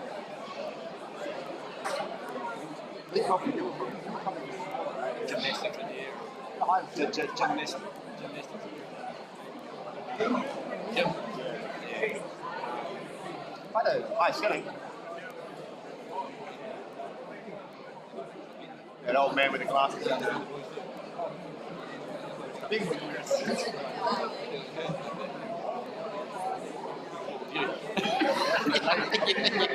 she did. Here they are. She's like, here they are. Sure. Oh no, wrong people. I'm looking around for ages trying to find you guys. Yeah. You're not seeing us wrong. No, I did. I saw you come in. I saw you. Oh, yeah. Big giveaway. What about?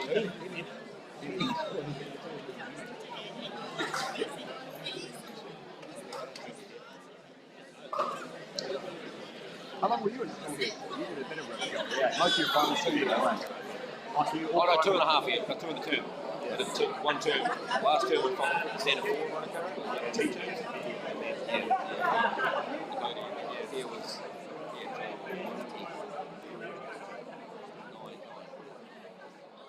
So I think at the end of the year, I think.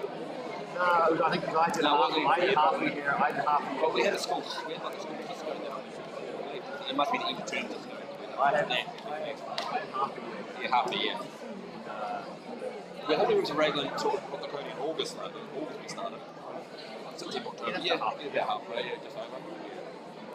We've only got 2 terms, but 3 terms back then. Yeah.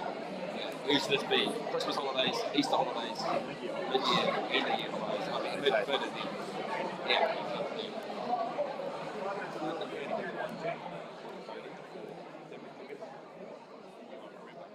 One term, and you were saying 3 and I was saying 4 and everything. Yeah. Come after that term, yeah. And then from there till Christmas, it was that one big term. Or 3 maybe. We definitely did it wasn't after Easter, I think. Yeah. After a few, I don't know, I've got to wait and see what that road does. I've got to make a call on those birthday. I can't go tomorrow.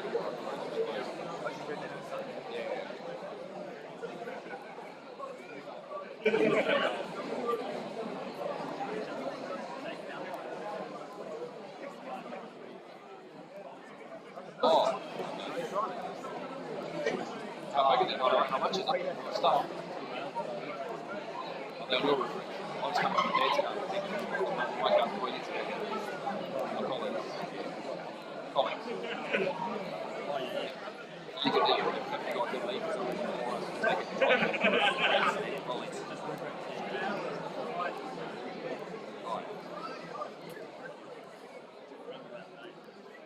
Oh, true.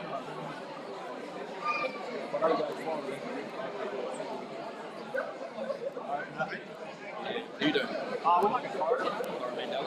Michael was kind of thinking of going, but I don't think he's going. Toby and Rugs are going. Yeah, Toby and Rugs are going.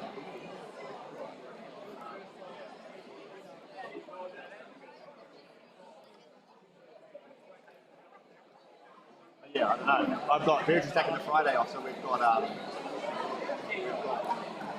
4-day weeks with Fridays. Yeah? What's Virtue do? She's taking the Friday off. But she normally works Fridays.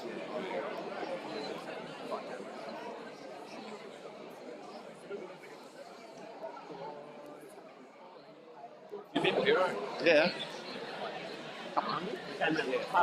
Yeah, I know. When we got here, it was past the it's like, we were like, oh, these people, well, they all parked before. Oh, they're not doing this thing.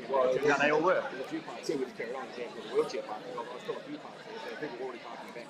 Even though there was parks here, they must have seen. It's a bit like their shoes, seats here, that people think it's full, so there was some there. It's excellent seats. Yeah, we parked outside double yellow. Oh, yeah, Timmy. He's my house. Oh, Timmy Green. Timmy Earhart Greensill, Timmy Keane. Yeah, Timmy Timmy John. Yeah, John Keane. Yeah, brothers. Yeah, Cashel. Yeah, we got from them. No, they also got a pump. They got Cashel. They got Cashel Brothers House. You're right. Yeah, he was a boy. He was a boy. He never bought stuff, so he was a big dude. Yeah, Cashel was a girl. Yeah, they're all. Yeah. I saw Cashel the other day, actually. Yeah. She's not dead. Nah, Scruff's alive. Yeah. He lives through Scruff.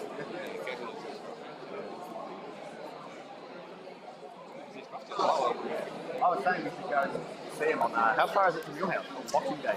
For a Boxing Day jaunt out to wherever the fuck he is, if he's still alive. One last time. Yeah, one last time. That's right. Lizzie said it's the only time that dogs have gone to live on the farm. Yeah. Actually gone to live on the farm. Yeah, yeah. Oh, they reckon got their final days, eh? Yeah.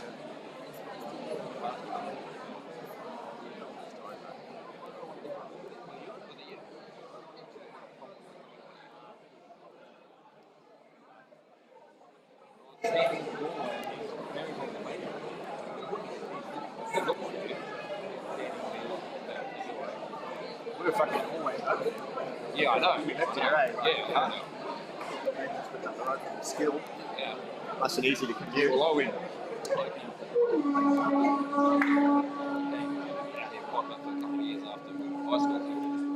Yeah, I remember coming down on the bus sometimes with Timmy King. Yeah. Yeah, that was the pawn shop. What's that like?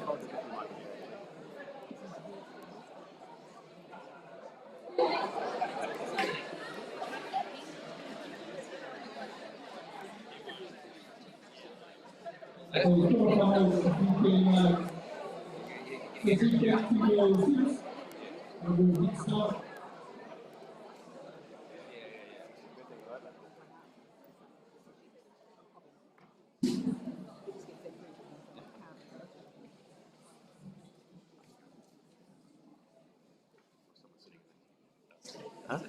Oh. Is anyone feeling this one? I wasn't totally sure about Intermission myself. But there was such a lovely crowd that I couldn't not have Intermission. Guess what happens now? It all disappears. I hope you did have a play. The next time we leave the building, I'll be packed away for the final tomorrow. Part 2 is going to be a little bit like speed dating. We are on a time frame, and I'll take, we've got this thing going on. When I get the nod, I'm going to have to get up and say thank you very much for coming. I'm going to hand it over so that we can close it formally. But I did say we were going to open the floor. I've said that a number of times. If Pastor Roger is here though, I'd like to offer him an opportunity to come and speak. And then after the pastor's finished, it's a race to the mic.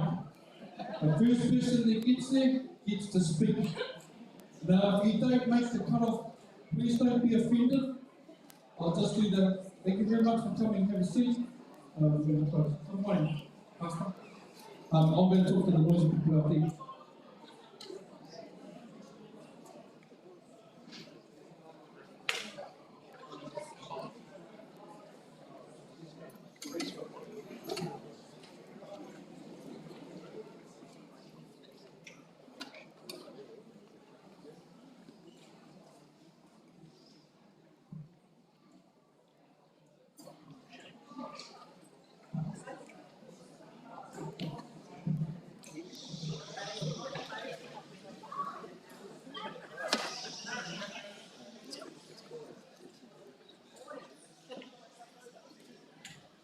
You all right?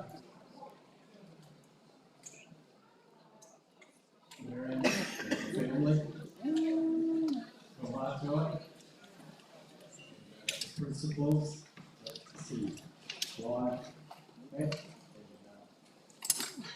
My name is Roger here, and a few of you may not know me, but when Malcolm was the principal, I was called into his office more than once, and it's can be a little bit scary, but I'm pleased to say that actually it was a good experience, because I'd known Malcolm for a long time, and I was there because I was the pastor of Surfside Church, and we meet in the school here for church.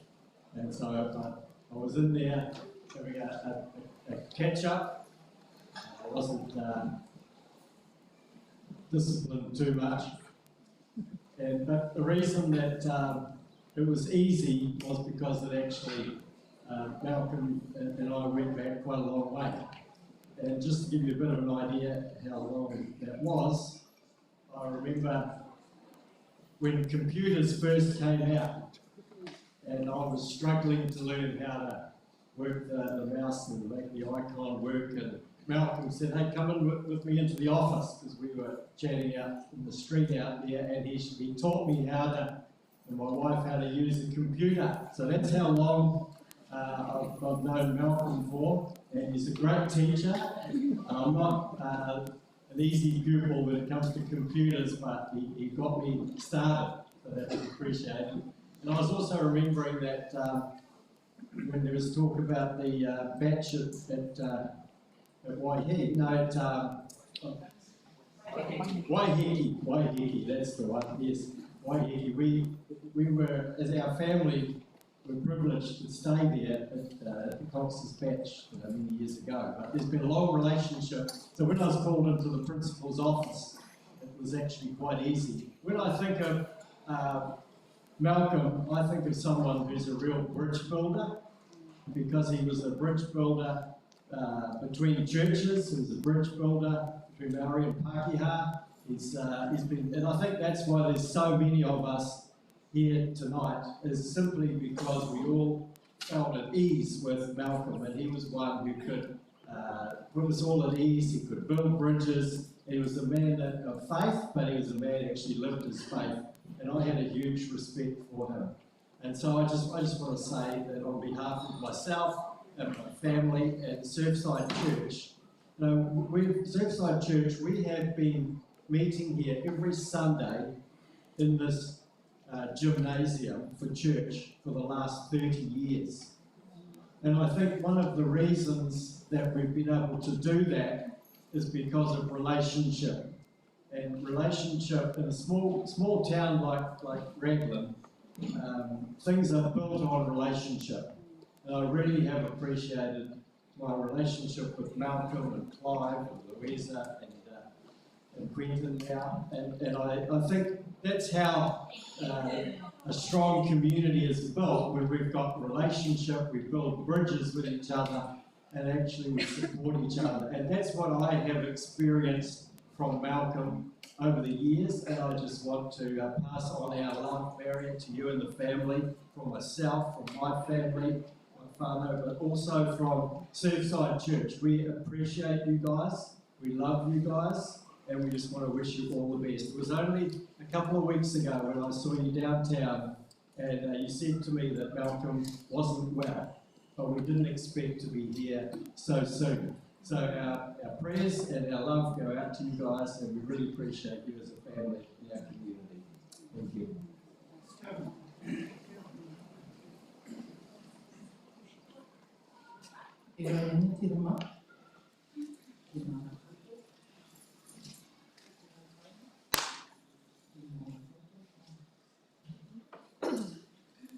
Mihi rawa hatu, whānau panami, I te marae kura, Mary, tino pari e te rangatira. He had been called rangatira. He didn't like me referring to him as rangatira. I'm wearing a taonga, this taonga the kōrero of this town is, I was introduced, or was suggested that I spend some time with te rangatira with regards to some taonga that I wanted to fashion as koha to all the whānau who do some incredible mahi that I'm involved in. So thankfully Sean suggested no. So I thought of Malcolm, I was thinking of Malcolm in February, and I thought, okay, my tip box, I've got to go and see Malcolm. So on my way back from Tāmaki, I stopped in at Bar 88, which is a bakery in Hamilton. And on my way to that bakery, I hit the roundabout and I thought of Merikama. Got to see Merikama. And as I parked, he was seated at the front of the bakery. So I thought, now I'll find a parking spot. And I saw this pretty flash-looking Jaguar. So I thought, well, I'll park next to that, make my car, my sort of car. And I ran over and I said, no, I thought of you at the roundabout, and here you are. I said, you know, I've parked next to this flash Jaguar. It's a bit putty though, it needs a wash. And he said, oh, that's mine. So we engaged, and our initial kōrero about what my intentions were. So we commenced the journey together, and I presented him with some petrified kauri, kōhatu.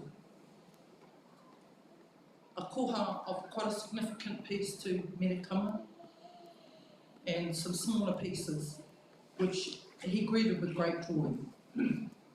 Then he gave me the kōrero about their whakapapa to Wales, that they're actually whānau.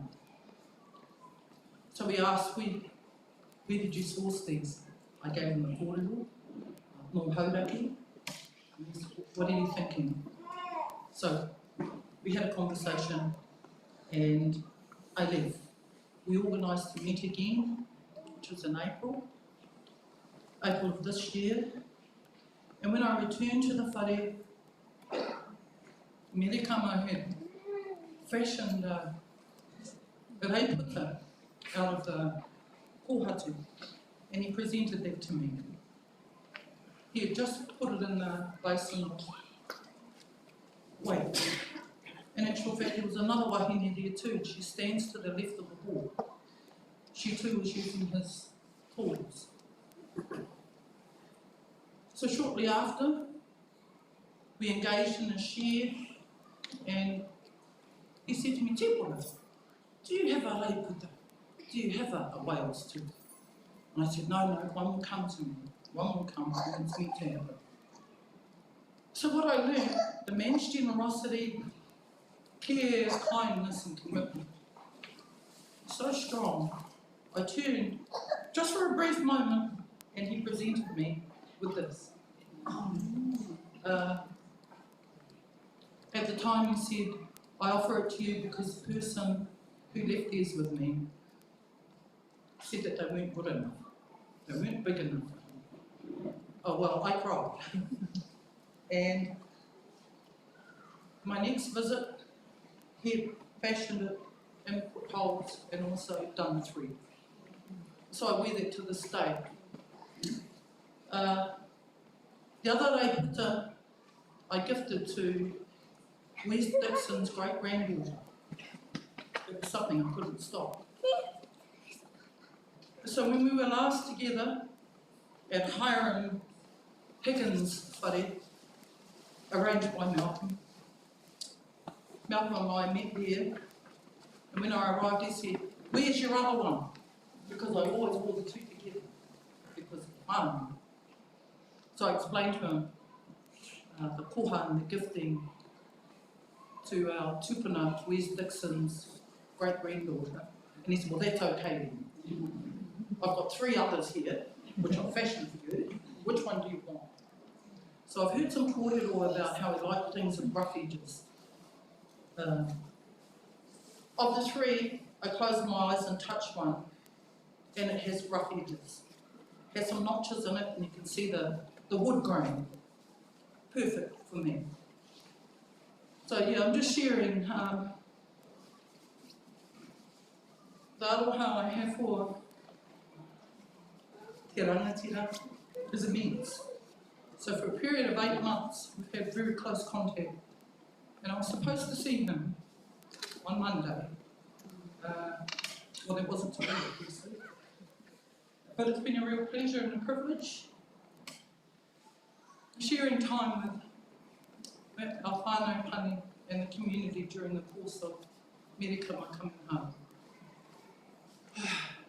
E honore, e gloria, maungaro no ki te whenua, whakaro, haere, ki ngā tangata katoa, ake ake, ake ake, amine, te atua, te perima, toku orama, toku orama. And in closing, it's almost as though our rangatira knew that his time was close. Some of the mahi he was doing was at such a fast rate. So our last meeting was at Hiram Higgins' whare. He insisted on introducing me to Hiram because there's some commissioned pieces I put to our rangatira. And he said that his eyesight was not as focused as it could have been for some of the mahi I would have done. So he introduced me to Hiram Higgins. And Hiram is here this evening. Hiram too has spent significant time with our rangatira. And e te rangatira I reira, ngā mihi. Ngā mihi.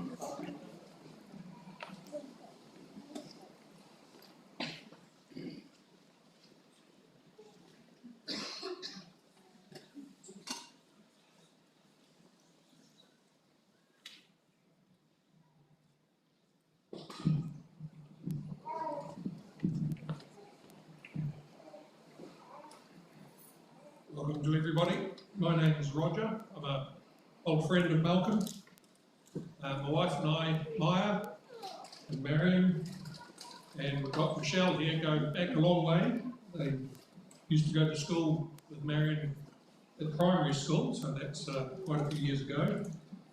And I went to school when Marion went to secondary school at Glendale College, so we've had a long friendship. And Marion came along to our house with her new guy, and Malcolm was quite a sensitive guy and was aware that we had a long-term relationship with Marion and was quite concerned about how he would get on. But his sensitivity made it easy to be friends with him, and this was back in the late 70s. When Marion and Malcolm moved down to Ohura in the middle of the King Country, Malcolm was posted there to teach in a pretty isolated place. We regularly went down for long weekends.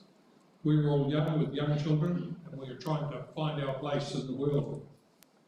Our friendship really deepened during those times. We used to have long discussions to well past midnight, setting the world to right. We shared our struggles and concerns with work and realised that we were not alone in these and helped each other get things in perspective. A lifetime of precious memories I now hold. The last time Malcolm visited us in Auckland, as we've aged, the all-night discussions became short discussions to well before midnight, but we still put the world to right. Malcolm was a thoughtful and generous friend. He wanted to know not just the how of things, but the why. This gave him great insight for his gift of carving. He knew the why of his designs, and he could explain in detail their story. I remember receiving an email when he was excited by his first carving school assignment. He wanted to call in and show me Unfortunately, we're overseas, but he sent an email and a description of an amazing 1.6 metre carving based on a 16th century bone chest. I think somebody else has already referred to it, and I'll leave that up on the desk for people to look at his amazing skills. It was a great gift from Malcom to Myra and me, was a taurapa carving for our yacht Aotea, made with skill and love to guide our ship around the Pacific. The carvings were remarked upon by all who came aboard. Malcom was a man of many projects, often too many projects, and all happening at the same time. He loved his Triumph motorbikes, and he went through a long phase of only doing up bikes. I see there's still one in the back of his shed. He loved them almost as much as Jaguar cars, which also took pride of place in 9 Avenue driveway. When we visited Malcom, he would often sneak away and tend to trade in. He was either buying or selling something. We enjoyed our Raglan visits immensely. Bottles of wine, noisy meals, and family rolling in and out of the house. Trips to waterfalls, the bush, the beach, calling in on Jamie, Tom or Sam and their families. We also enjoyed the holidays together. Great fun. Cook's Beach, our family cottage in Coromandel. Malcom and Marion treated us as part of the family, and we had wonderful times at Castle Rock, celebrating first Marion's 60th birthday and Annie Rose's 21st. The highlight has to have been the Cox Andrew birthday song. Something truly to behold. A good friend is like a comfortable place to go home to and sit down. You know you can openly share feelings and thoughts without fear of judgment. Malcom was that friend for me. Malcom's passing is a big loss to us all, but also his life was a big gift to us all. Rest well, Malcom.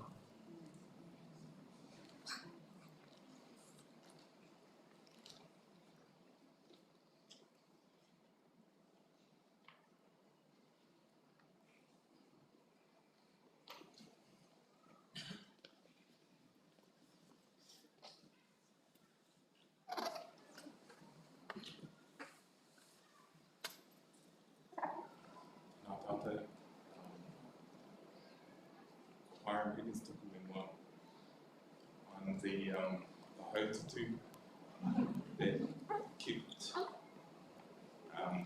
soundboarding and bouncing ideas off Matua early in the morning, late at night, and I represent a few of us that he took time out of his day and with his whānau to be able to mentor, teach, to help learn about Toi Māori, especially for those of us who didn't come up through that space in the traditional way. At times, growing up, those things weren't available to me. I felt like one of the outsiders in my own culture. But through his way of being, he helped bring me in and feel like I belonged. And I feel that there's many of us who have been on the receiving end of that love, that manaakitanga. And so, in times like this when I struggle, I think of things that crack me up. And on such time, I had a few trophies to carve and to put together. And Matua could see that I was a bit stressed out. He said, "Hey, what's the matter?" I said, "Oh, I've got these things on, I've got these projects." And I saw his eyes light up when I told him that I had these projects that I was struggling with. He said, "No, perfect, come over to my place. We can sort that out for you. Don't need that stress." So I thought, oh, this is perfect. So I went over to his place with Rako in my truck, a couple of drawings that I put together, and I was trying to figure it out, and he was looking at it, got his ruler out, and he's trying measuring angles and figuring things out, and I said, what do you reckon, Matua? He says, oh, that perspex is that's gonna give you some strife. I said, yeah, that's why I'm here. Because hand cutting perspex is probably not the flashiest idea that I've had. And he says, oh, no, it's all good, we've got this table that we can cut it with. I was like, oh, yeah, that sounds like a great idea. And so we were in the shed, we were working away, and long story short, at the end of the day, he went down to turn the table off, and he put his hand on top of the table, and he whacked 2 of his fingers off on the spot. And I looked at him, and I looked at his new cuticles, and I was like, what? And he looked at his hand, and he's like, ooh, what did I do? So being a police officer back in the night, the emotion switched off, and it was like, okay, this is what we're going to do. Jump in the truck, grab a towel, and sheet down to the medical centre. Who do we need to call? And it was just go, go, go. And he was just like, no, it's fine, just you know, and I think he was trying to talk me through it, and I was just trying to like, what do we need to do before Marion finds out? We'll be okay. We got to the medical centre, and they punctured the doctor, and the doctor's like, oh, Malcom. And he's like, I know, I told the boys many times, make sure. And he's like, and look at it, and it's blood. Oh my goodness, I felt terrible. I was thinking to myself, if only I had stayed home, if only I had hooked him into one of my projects, that wouldn't have happened. I felt horrible for weeks. I think you could tell that I kind of disappeared into the background. And he reached out to me. First thing he said was, Hiram, it's not your fault. When are you coming back? I was like, oh. No. But he was the guy that would always care more about you than himself. You know, don't you dare tell him that you like something, because it was in your hand. And so, for me, I had to get real smart. Come over one time and said, what, this other I was like, ha, gotcha. Guess what? Guess that other Hustain's going to make it. He was like, no. Too late, I just pulled it out on you. So, but that was him. Right up until then. And I'm so grateful. I'm a better person having known Matua. And I'm so grateful for him in my life. And thank you all for sharing him with me. And that's what I wanted to share this evening. Thank you so much for sharing such a wonderful man.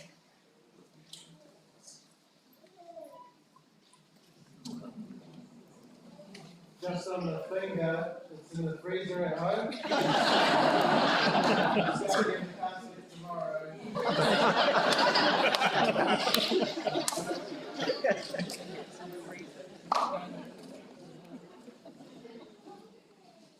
Kia ora koutou. I'm going to put these on because no one's seen me cry since the last time my nan gave me a smack on the bum when I was 12. So I'm not about to lead a group of strangers see me. My name is Carl, and I represent a group of tauira, a group of student carvers who 3 years ago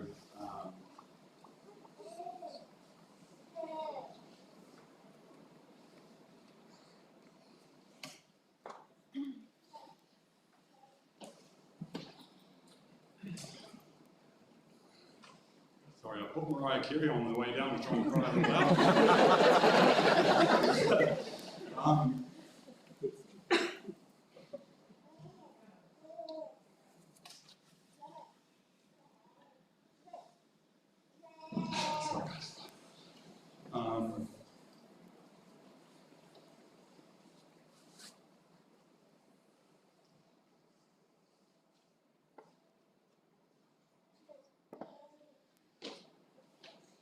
I didn't have that strong a father figure growing up in my life.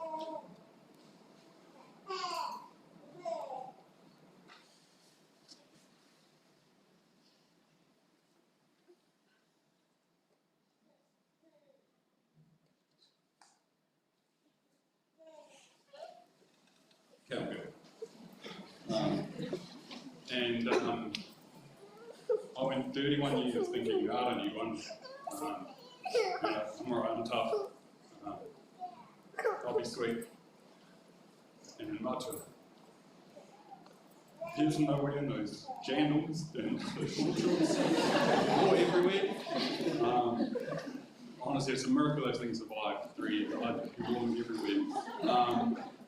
And Matua turns up, and he completely transforms to what it means to be now.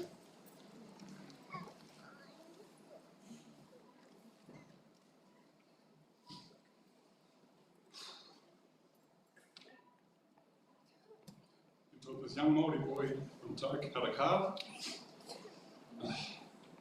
I remember I was cheeky to him, man, because Hiram was the most skilled carver, Jules was the favourite. Don got to go the most, so I was like, shit, what can I do? I'll be the most poor, and I'll just take the piss out of Matua all day long. And I used to love going to carve with Matua. What was able to share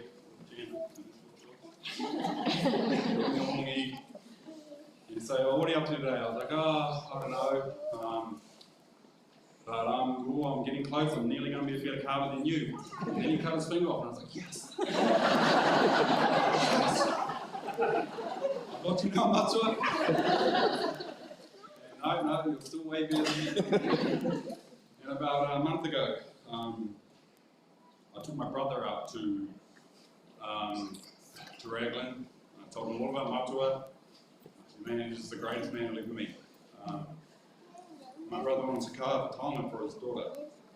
And like Matua did, opened his home, his stone, his tools to anyone. And I remember about a month ago saying to Matua,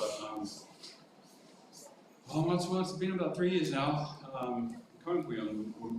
think I want to be a better carver than you in about a couple of weeks. And he was like, well, and he said 2 things to me that I remember forever. He said, well, you've got a very healthy ego. And I've been quite arrogant many times, but I've never had someone say it in such a nice way. And then he said, and you don't have long. And it was quite an innocuous comment at the time.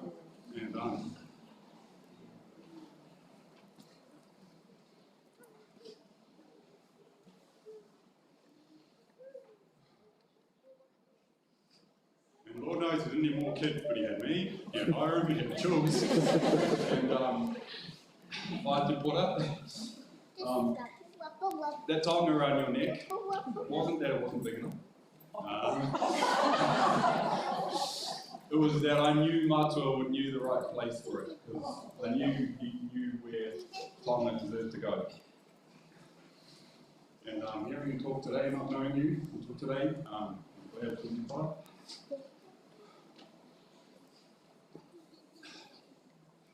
Marianne, thank you for sharing your home with us. Every Wednesday. Cox Rhino, sharing your dad, your uncle, your granddad. And your O's, thank you for sharing your beautiful singing whenever I come over. Michael, thank you.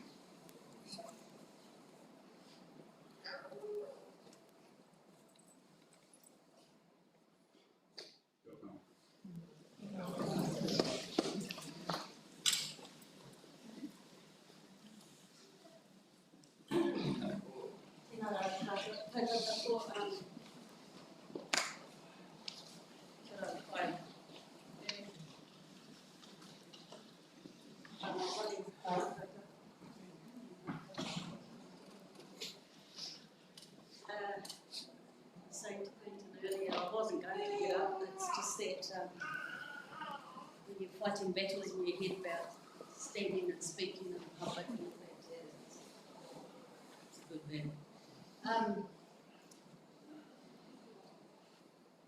I arrived here this afternoon to represent one in Aotearoa, Te Maunga Toi, the degree in Toi Māori whakairo. Back in the days when we used to go to work every day, I'd get to Apakura, where he was a student, and rushing out the door to get home to Raglan, and there he is getting ready for his novel, Mr. Malcom Cox, and I'm going, damn, try and get out before anyway, hi Judy. Oh gosh, okay, then that's an hour, you know, and it was always a great hour because he was in love with Toi Māori, he was in love with Mātauranga Māori, he was in love with the learning that was going on at that time. The reason I decided to stand up was because in amongst your slide view, we've got one of my dearest friends, Te Kuiti Stewart, who was his kaiako there at the time. And Matuara Kirete Rau Tangata, he would have been here except that he's at a tangana in Te Kaha. And he said, are you going, mate? All right. Please say something. Yeah, that's Te Kuiti. One of the afternoons in Akakura, Te Kuiti himself was getting ready to go to WIPSI, the World Indigenous Peoples Conference on Education, and it was in Peru at the time. And Te Kuiti's abstract was accepted, and his kōrero was on these small rākau, all different kinds of rākau, and they were what would be loosely called God sticks. Well, because there's this faithful man, and he's learning all about Te Ao Māori, and he's this other guy, and they're talking about these atua Māori and the blend. And when you guys were mentioning that he was such an awesome bridge builder, connector, he had this way of communicating across, even in subjects now, the very different ways of seeing faith, religion, God, and backwards. But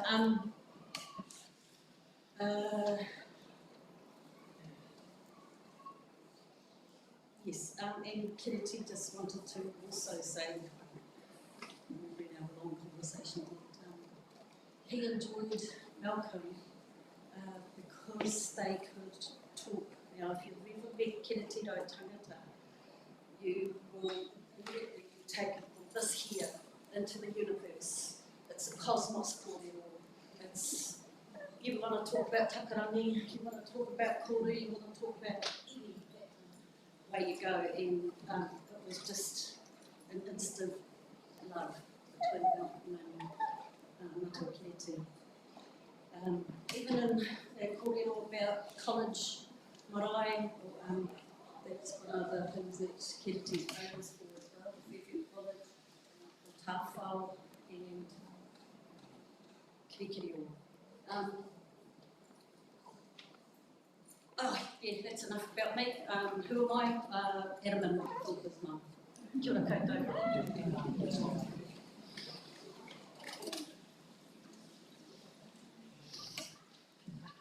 Kia ora whanau, and warm welcome, and maloe rei. My name is Lola Oliver. I'm a Tongan. I can speak tonight when I met him 4 years ago. I'm a girl a little bit. I'm carving with a same studio in Hamilton, and I met him over there. And I worked together with him for painting and bladed the tower. That's my main work. And Malcom just taught me so many colors in Hamilton. He teach how to painting and blade it. I'm sorry. And so thank you to Malcom, because they took me a lot of people somewhere to teach how to carving. Sometimes Malcom, they make a taula and took me for a group in Hamilton to teach them how to painting and play. And some of our group is a highest people. It's a lawyer, it's a doctor, own a business. Malcom can talk me.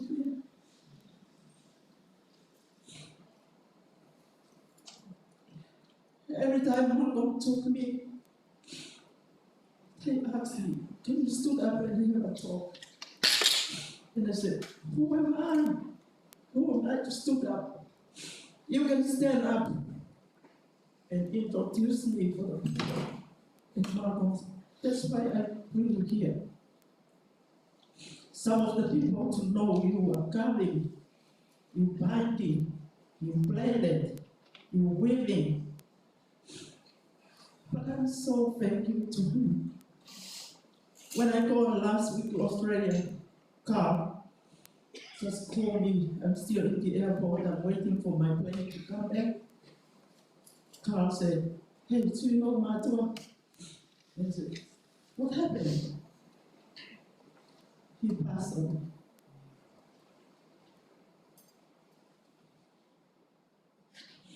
It's a hard time for me. I'm crying in the airport and I see the people watching me. And one of a lady came and said, are you sick? And I said, no. Just one of my best friends passed away. On Monday, I can come to your house. I'll come and tell you and I go on 4 o'clock.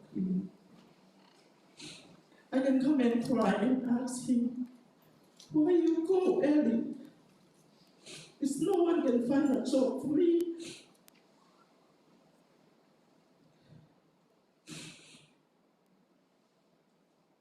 I'm proud of him.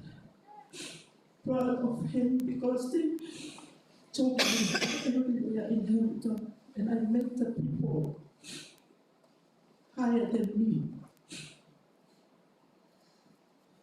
Malcom, thank you so much. You've done for me. You never forget. He's a kind man. He's a loving man. A friendship. He is a man can give it away. Who can get it in his hand? He teaches me a lot. Some of the painting, I can do 4 painting different. Malcom can teach 2 more, add to my knowledge. And I say thank you for your Malcom. I say to you tonight, you never forget. And boys, look after mom for the day. Hope one day I'm gonna meet you again somewhere. They don't know.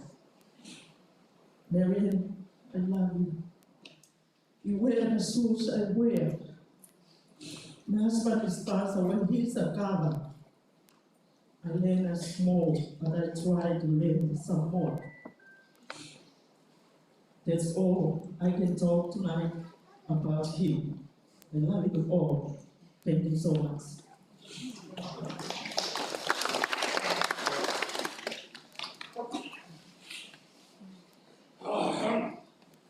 Well, kia ora whānau.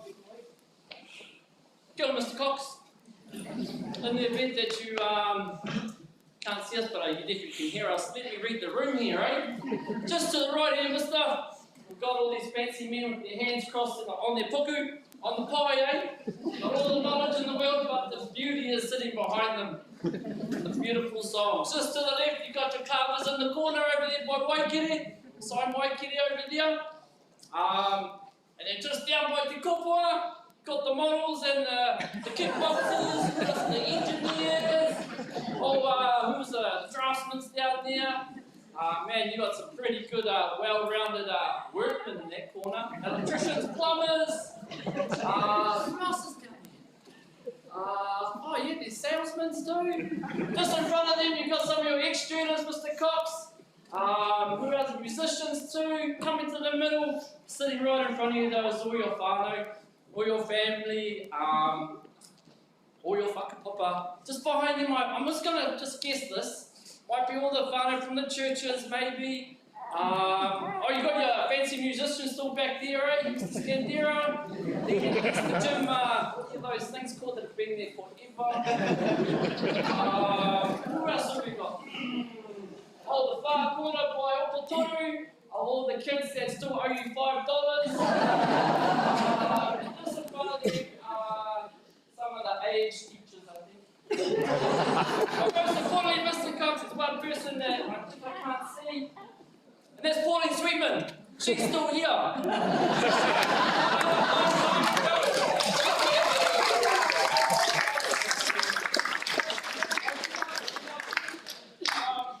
Hey, Mr. Cox, bro, I left school and let's say 30 years later, I came up to your house with a cake to talk about carving. The one thing I do remember in our conversation is eye contact. Look into his eyes when recorded worrying about just, it actually wasn't even about carving and it wasn't actually about surfing. But somewhere in the middle we were having a conversation. He was into it. I was loving it too, but I brought a gift to the house. It was a cake. So I was getting really sidetracked and you could tell I was getting sidetracked that I wanted to share Kai with him. So he was like, kept getting this eye contact. He's like, oh, you want to eat, Daniel? I'm like, oh, yes, please. Oh, yeah, cake. Oh, actually, I can't eat cake. I'm like, oh, great. But anyway, we kept talking, and for the first time, probably since I left school, I got to appreciate him. I got to appreciate his patience, his willingness to accept my point of view, which is slightly different. In this world, of how I operate in the ocean, but also I could appreciate his value and his views and how he saw carving. We never talked about school, although I know I come from the class of the goodness, the gold of the school, the era of the pie lovers, the cars, the keels, the warranties, all the massive ass names. Ones with pure attitude and grit and determination, and somewhere in between all the stories and the fights that happened in school, there was Malcom. Without judgment, without kind of like any punishment really, but just time for anything that happened, he was there. Good or bad. And I guess before I leave, because I've got to go home and sort out my children, you know, they say rest in peace, Mr. Cox, but I've got a few jobs for you, bro. One, can you somehow blow up the deviation, please? Or I'll back here in the Raglan to be ours for the time being. Two, figure out how to clean up our water, please. Give us the knowledge to stop that. And what's the last one? Oh, there's a bit of a give and take, this one. Say hello to my dad. Say hello to all the parents that have passed.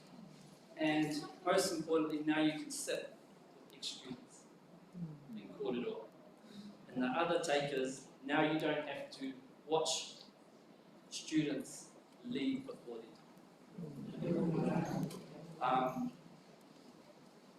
My name's Daniel Kirioba. I was the greatest student at the school. I never really turned up, so it meant I never really left. But I'm here, whānau, and but yeah, Mr. Cox broke me, bro, and I was just really stoked that we did get the chance to catch a wave together. I got to see this childlike feeling in you when I saw you in the waves. And it also reminds me of that child, my inner child, plus my children. That connection that we had. And it's a connection that has no words, it has no need to communicate how I feel about you. Just a moment. So everybody, whatever you take from that, he's a pretty cool guy. Hey, but yeah, thank you, Whaingaroa, for being who you are. And hey, Go well. Good night. Gotta get back to my kids. Love you guys.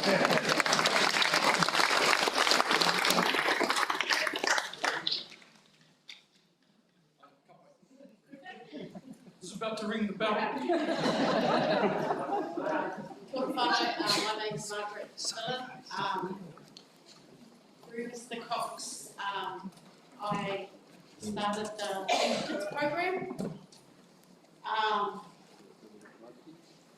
Yeah, so, you know, that was 10 years ago and we're still going. So if it wasn't for him, I would be still part of the school. So my boys went to the school and prize giving.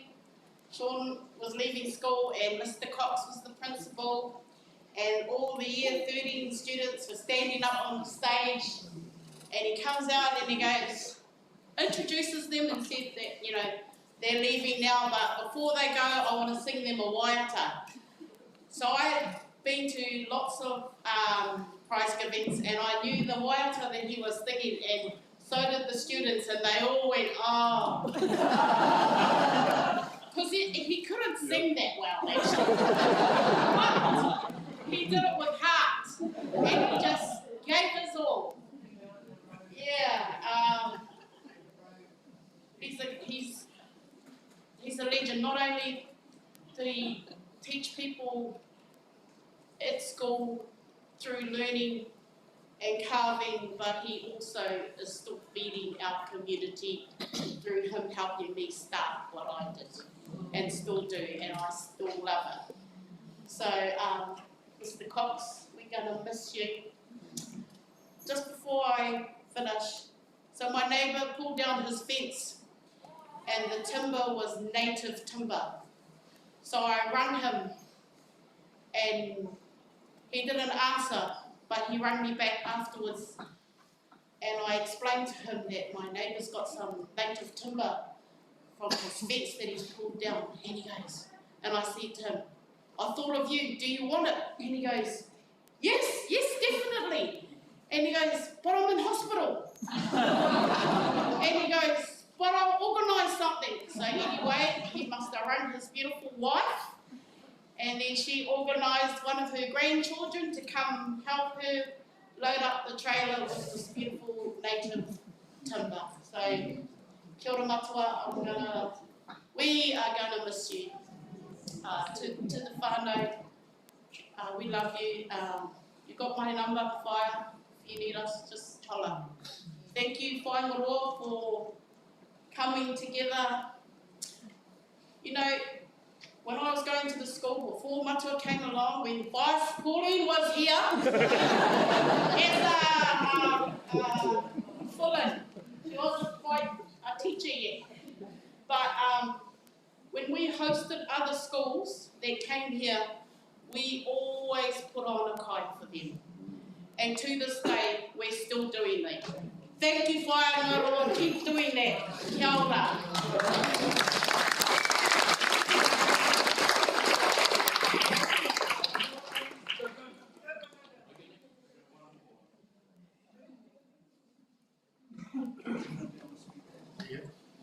Kia ora koutou, my name's Nick Stevens, aka Nicky Keys.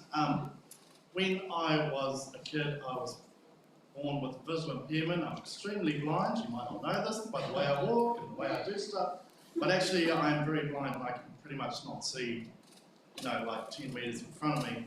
And being raised in the Foundation of the Blind, it was, you know, it was like a school, you know, school for visually impaired kids, and then going from blind school to a mainstream school in Waiheke Island. Actually, I grew up in Oneitangi in Waiheke Island, and moving from a blind school to mainstream school was quite a shock to the system. And anyway, I survived that, and here I am today. I never ever thought I would be a teacher in the school, because it's scary as hell, and I pretty much can't see to the back of the classroom anyway. But thank you Malcolm for believing in me, because 11 years ago, it was a combination of Malcolm and Jay Rao and Dave Lachlan who encouraged me to come and work at the school teaching music. And I love music, so it's what I want to do. And thank you, Malcolm, for believing in me, and 11 years on, I'm still here, and I'm so grateful for this lovely community, for looking after me, and Dana, and Chikara, and Aki. Yeah, that's all I want to say. Thank you for believing in me, and hopefully I can stay on for another 10 years. Thank you.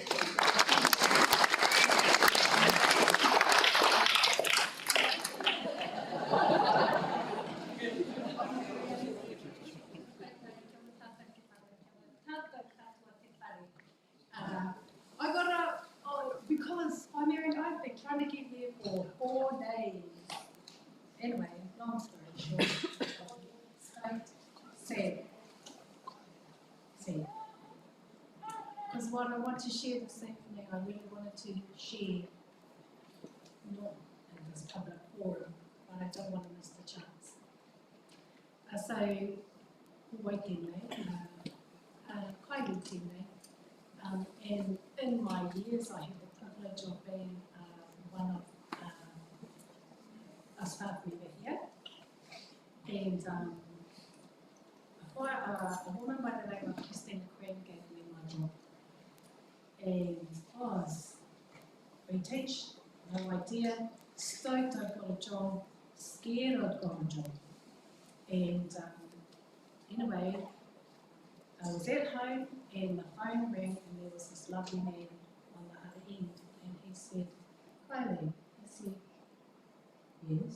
And he said, Malcom Cox. I said, because I didn't even know that whānau I had a principal named Malcom Cox. Honest. And then anyway, he said, I'm the principal and I'm appropriate in your school. And I was like, oh no, he's going to tell me he's taking the job back.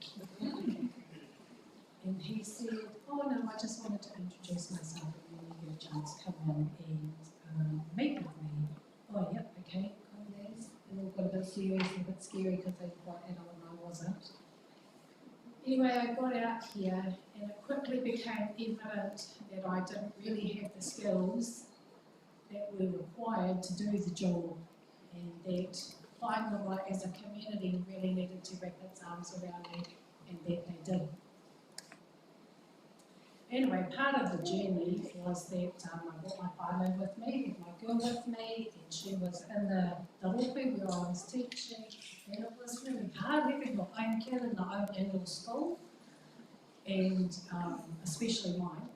And because Nelson's a little bit like her mum, she's not afraid to she would put her thoughts on the table to her mother, and in particular she would say, I hate you, I hate this school, this is shit, I want to go home, what have you done?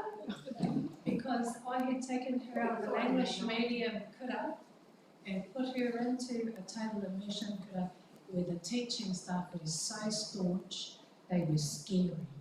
And there was no negotiation where there was concerned.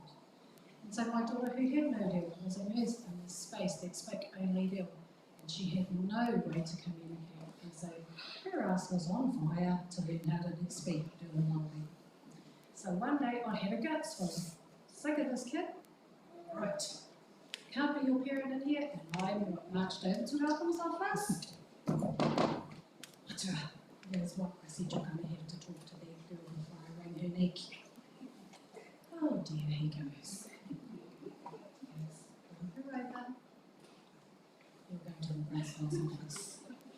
And she goes, oh, Rosa, shut the door. I don't care what you do. Shut the door. And I went back to work.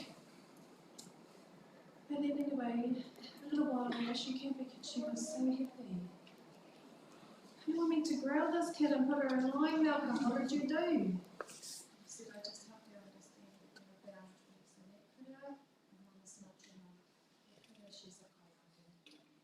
And that kiddo, your job is to do what I need you to do. At home, she can do it. So Malcom's influence in my life was just like everybody else had said. He became incredibly kind and incredibly impactful influence. So much so that he actually changed my life on a very different trajectory.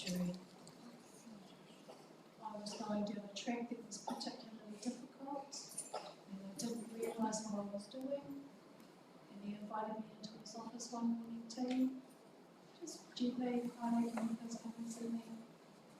I was scared because I thought he was going to fire me.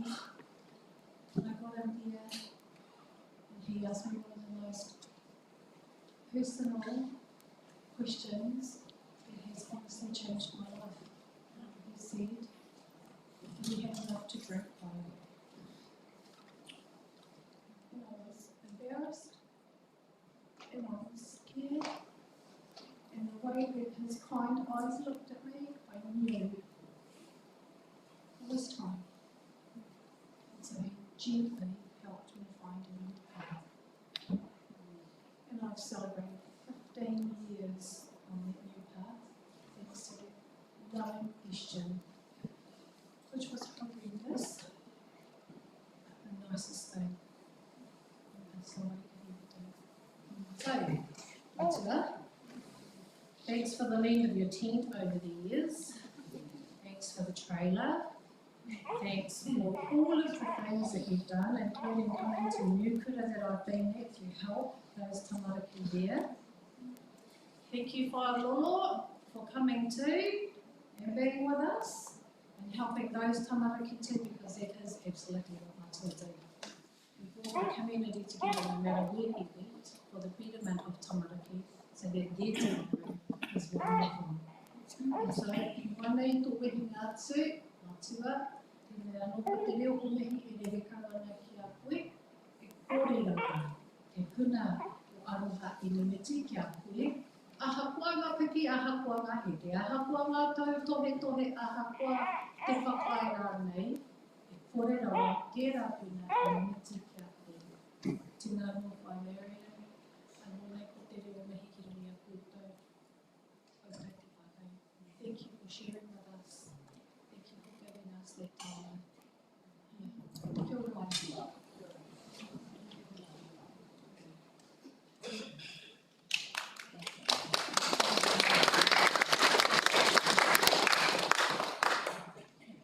Hi there, I'm Malcom Cox.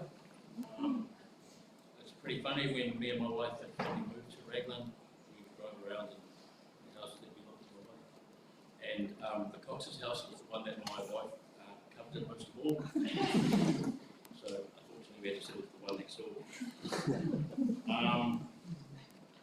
It was a bit of a funny way that my relationship started off with Malcom.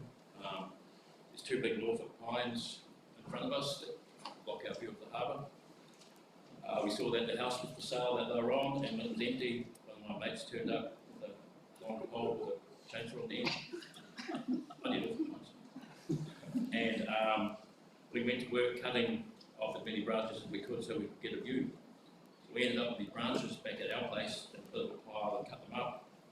I said to my mate, "Oh, what do we do now?" And he goes, "Mow your neighbour's fence." So we did. And after about a minute I heard, "Oh, that's all right, Andy, I'll take them to the dump." We moved on from there. Malcom had helped build the house that we're in next door, so he told us the quite grand history about the place, which was pretty cool. And we settled into a great neighbourly relationship. My wife's a teacher, so I've seen the difference that a good teacher can make in kids' lives. I've had many kids come up to me and work over the years, asking about Miss Gibson's husband, and then tell me what an effect I've had on their lives. And I can see, and what I've heard today, the effect that Malcom has had on so many kids, adults, and generations of people here.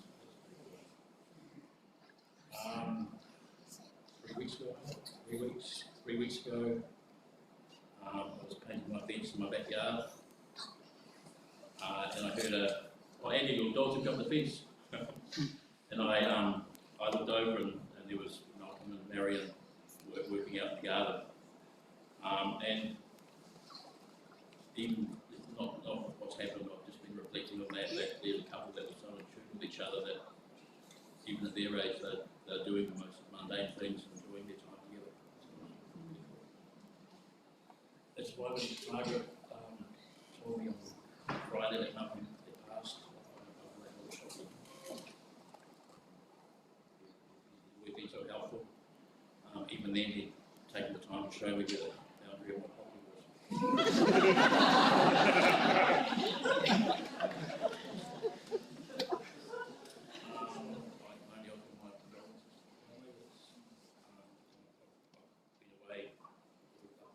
Few days, but I've seen people come over. I heard the kind of hear what's happening today, and the respect. I mean, I always knew that there was mother with Malcom, just by the way that he carried himself. But what I've seen over the last few days and today, and the way that the community have just shows the mother of the love of the man. It's really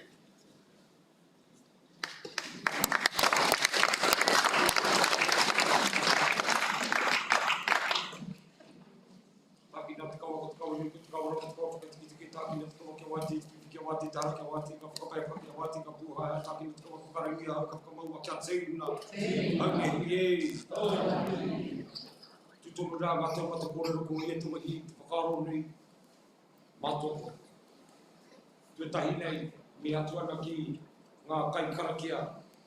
O kau mātua ko rangatira, wātia nei ngā, tēnei o ngā kaupapa o ka haere atu. Tēnei te mi kia kutau, a kui aku, mātua a ko rangatira, o rei tēnei te mi kia kutau. Kuri no kia koutou, te whānau pani. O rangatira, ana tamariki, nei rā te mihi kia koutou. Nei rā te mihi kia koutou, I whakawātea nei tēnei wā kia tātou katoa o whaingaroa kia whakaeke ki runga I a koutou. I runga I tō tātou rangatira e takoto mai nei ki tarawaka. O reira, tēnei te mihi, tēnei te mihi, tēnei te mihi. Aro haina kia mātou katoa e mahue nei, hei tangi hia, he rungu mai tēnei o ngā mama. Rātou kia rātou, tātou kia tātou. Engari, taku nei, kua tuake nei, e hara he kōrero whakapeha-peha. Ko wai tēnei, e mōhio nei te rangatira ki ai. Au ki ai. O rei ko tāku, te tuku te mihi ai, ki runga I ai, ki ai. Ki te atu nei, I tēnei o ngā taonga, toi mei, whorawai. E takoto nei ki runga I ai I tēnei wā. Nā tuku pāpa tēnei tohana ki tō tātou marae. Ki te atu I te tana tainga mai, taku o horere, ka tuku pāpa tau a korowai I ko atu ki tau, tōku marae, roa kuranga tira nei. Hei aha, hei korowai, manaki, I aia I tēnei wā. Taku tino hawa ki tērā, te hononga, ngatu I ahau, o taku pāpa ki tēnei na, e takoto mai nei. Taku te hononga, tōku pāpa, me tēnei, o te rangatira, e kaha tui ana I o rātou. Te hiko kai roto I ana, te aroha mo tō tātou ao Māori. Tēnei nā, e rongona, e whakarongana ki ngā kōrero whakairo. Wana mahi toi, hanga I ngā taonga nei. Nā, māku nā I rongo au I te wairua. Nō reira, tēnei kamihi ki a koe I te rangatira. I te mea nei ko koe tetahi noa. I whakaara I a hau, he tauira nei. Mai te wā o te kohanga reo, tau ai ki tēnei o ngā ropu, te ropu aroha ki te reo, nāna I hāpai, nāna I aki hoki. O ia tētai. Rongo mai I tā karanga o tōku kuia a e kui pipa. Mana, tateri aia, mana, I aia, ka hoki ki tērā wā. Hei, o ngā wairua. E a kurangatira nei e noho ora mai nei. E a koe, whai, o koe tētahi, ngā tumuaki, ara, ngā kaiako hoki, e tau nei. E hāpai tonu ana I tēnei o ngā whakaaro. Nui, rawāti, no reira. Nā runga I tana whakapono, tana whakapai ki tō tātou ao Māori, tō tātou ao Māori katoa. Ka uau ki taku reo Māori. Hei aha, hei tui tonu, hei tauira, I tēnei o ngā korowai, o whiaki runga I ai.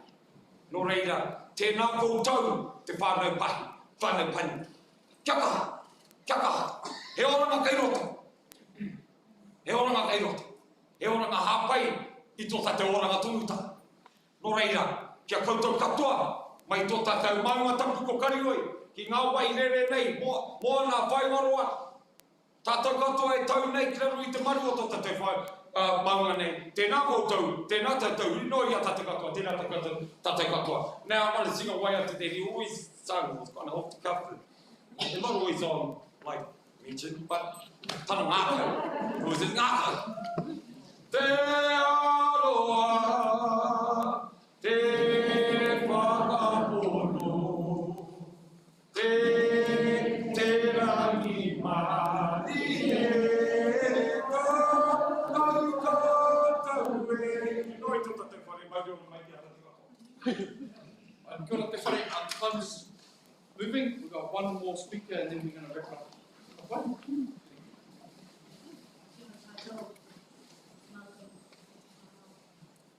Malcom through church, a man of faith, and also a man of faithfulness. There are many people who have faith, but not everyone who demonstrates that faithfulness. And Malcom played the keyboard at church. Marion chose great songs to sing, and I tried to sing them alongside Malcom. And if anyone ever needed an excuse not to continue playing the keyboard, it was Malcom when he chopped off some fingers. But a man of faith and faithfulness continued playing with one hand, bandaged fingers. He bandaged fingers, then started playing a few plonky notes with the other hand, then a few clumsy notes with slightly less bandaged fingers, until he persisted and played once again really beautifully with both hands. So that's my memories of Malcom, a man of faith and a man of faithfulness. Kia ora. And as we say in Ireland, Eishtei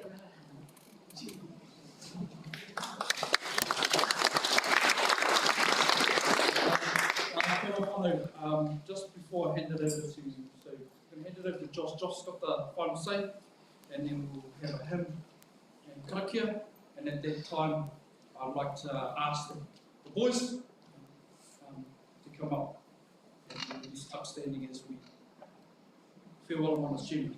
But just before I hand it over to Josh, it's been playing on my mind. I've been looking for it for days.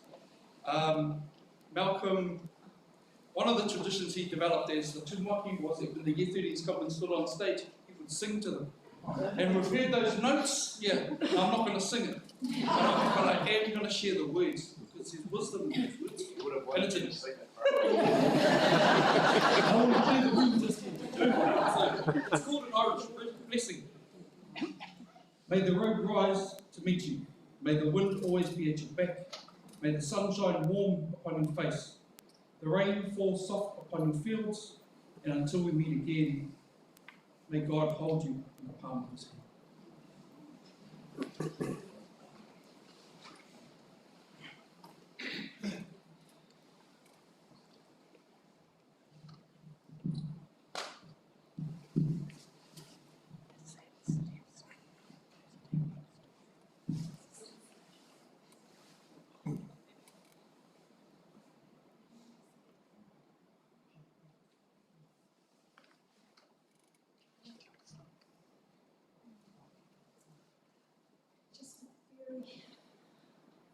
Thank you to all of you for being here tonight.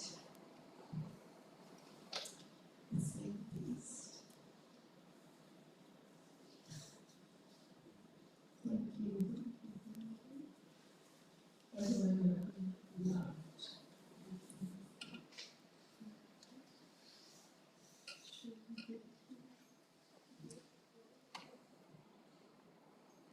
And by the way, the one under the top one that goes back tomorrow was made by Laura. Intermission. Laura, are you here? Yeah. It's too cool. One is make my own bread to fiddle. That's the Hakina Rise all away. The other one was made this week by Laura who came up and spoke.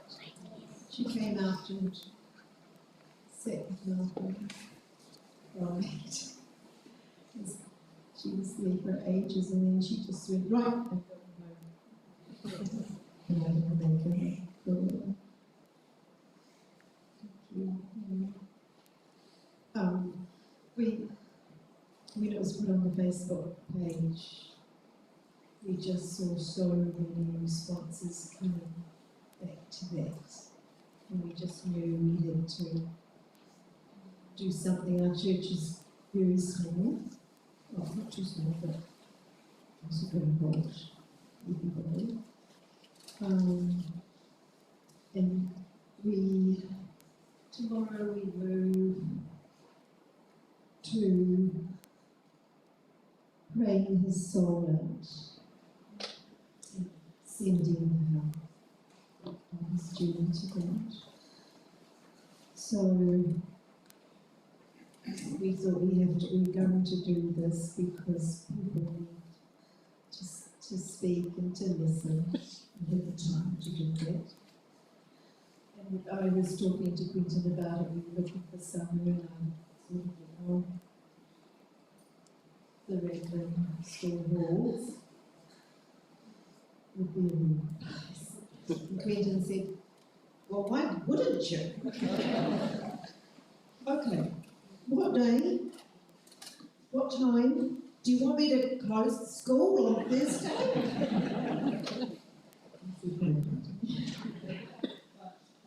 Generosity. Thank you for your question. And thank you also. I've got another message to say for catering thing. So thank you. Thank you, thank you. It's really beautiful night.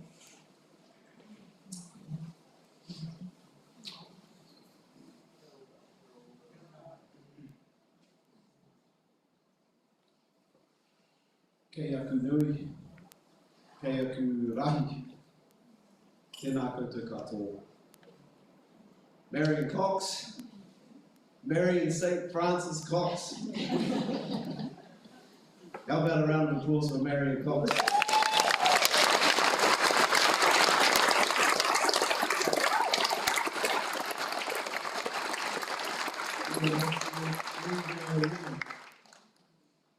She was his ruru to his chisel. She was the platform to his stage, the soul to his shitty jandals, the braces holding up his saggy bottom pants. She was the falky to his malky. She was his thunderbird for his triumph. She was the deputy to his principal. And she was the deep prayer for his disposition. I was also going to say she was the firm crust to his somewhat sloppy, unstable custard square.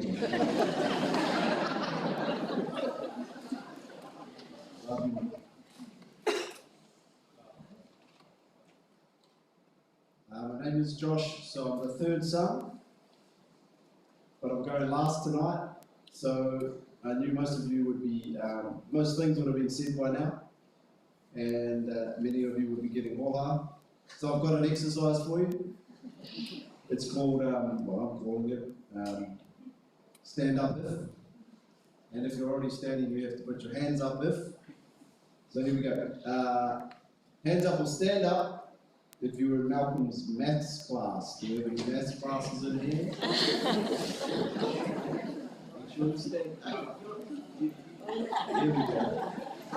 You're sitting, you've got to stand up. Alright, thank you, you can sit down. Alright, hands up or stand up if you were a teacher when Malcolm was teaching.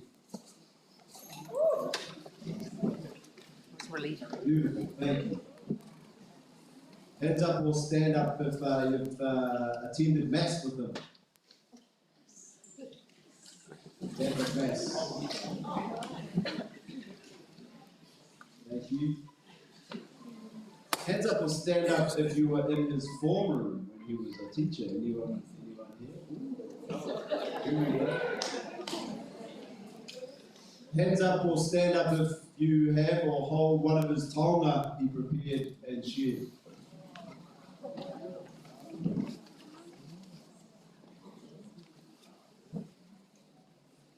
Thank you so much. Hands up or stand up if you were in his woodwork class. In your woodwork class. Hands up or stand up if he ever taught you anything.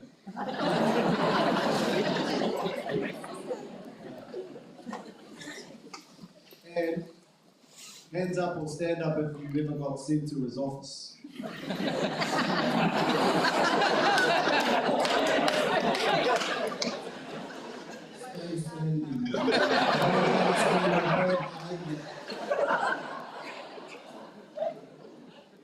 His spectacles, by the way. You go on trade soon.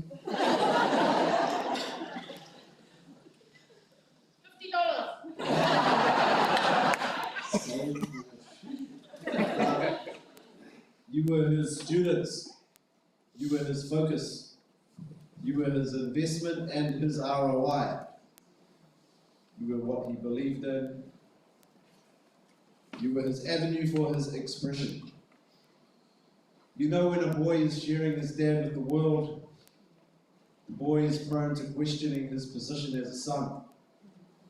And truth be told, I've spent a bit of time wondering whether he loved me. And more importantly, whether and to what degree I loved him.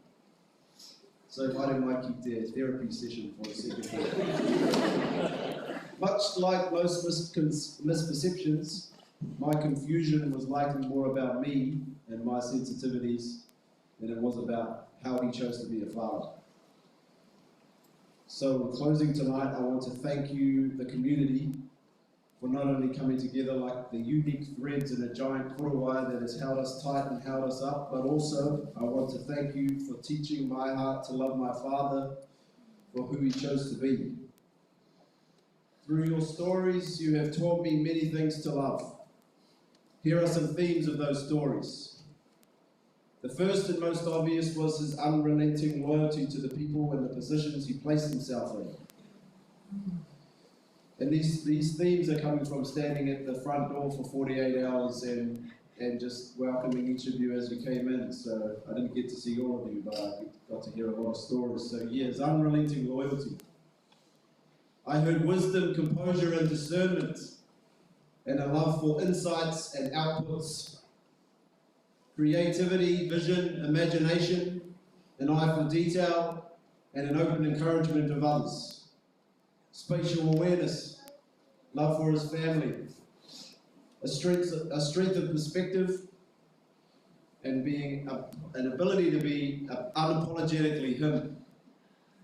A love for love, a believer in a long hug, and a long yarn, and an appreciation for witty humour, as long as it wasn't about him. Patience, perspective, persistence, and an ability to remain neutral in the interest of harmony, and an ability to speak up in the interest of truth. A desire to express his love, although bridled at times. And lastly, sensitivities. Sensitivities for us as sentient beings, and sensitivities as spiritual ones. I have my own beliefs about this world, and one is that our innate talents and strengths are handed down to and through us. A taonga toko iho of sorts. In my mahi, I get to study and support people's innate talents and strengths. Essentially decoding in our synaptic connections, our patterns of thought, feeling and behaviour that stir us and steer us. And interestingly, these are often either genetically predispositioned and or born out of our earliest experiences in the world. In other words, nature and nurture. A taonga toko iho of sorts. We have been assisted with gifts, and we should use our gifts to assist others. And I thought about this in the context of this moment we find ourselves in, and I believe Malcolm passed his gifts on. My theory potentially proven by way of his children. To all of us kids, he passed on his unrelenting loyalty to the people and positions we place ourselves in. To Jamie, wisdom, composure, and discernment, and a love for insights and output. To Sam, creativity, imagination, vision, an eye for detail, and an open encouragement of others. To Joe, a love for love, a belief in a long hug, and a long yarn, and appreciation for witty humour, as long as it isn't about him.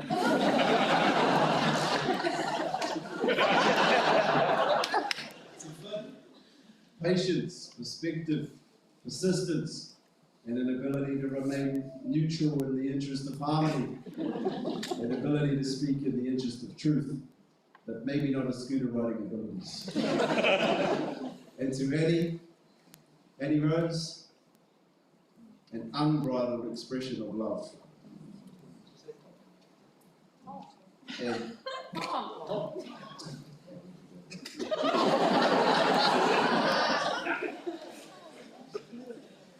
and to Tom, spatial awareness. Love for his family, a strength of perspective, and being unapologetically him. Imagine if I missed him. Who's missing? And to me, his third hard-headed, hard to follow, hard to know how to love son. He gave his sensitivities for us as sentient beings and as spiritual ones. Sensitivities.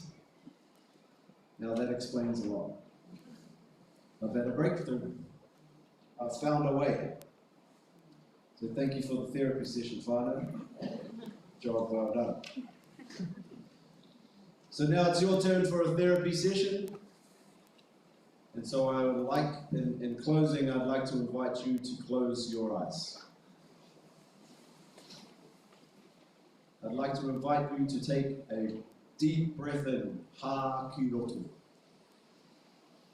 And exhale, ha ki waho. And as you regulate and settle your nervous system, I invite you to reflect. I invite you to reflect on your interactions with Malcolm. I invite you to reflect on what gifts Malcolm passed on to you. What Malcolm helped bring out in you. And I invite you to choose to hold it. Hold it like a taonga he has prepared and shared with you. I invite you to reflect on how you can polish that gift. And I invite you to share it. And I invite you to reflect on who in your life you can pass that gift on to. That taonga tupu iho. Who in your life benefits from what you have benefited from? Who in your life might you assist with your gift? Tauti no. Toi a mai te wā kanei I owe kume a mai te wā kanei Ki te tako tōra mai tako toa Ti te mana kotu ake te tangi a te manue Bibi whararo Kui, kui, kui Fiti, fiti, ora huie Tangi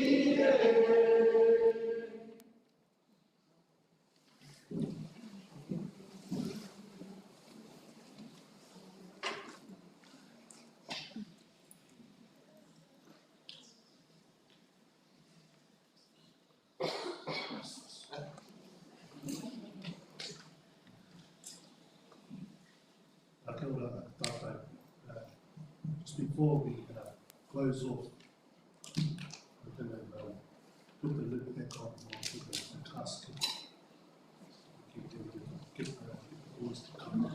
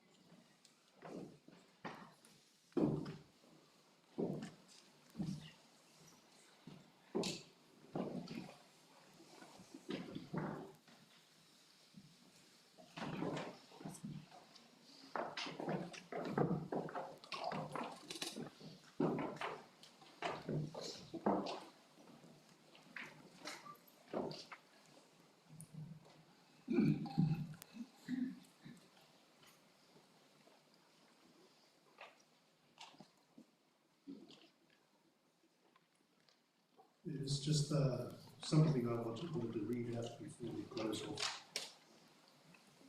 It's relates to something that I shared with the family on Monday when we went along to the wedding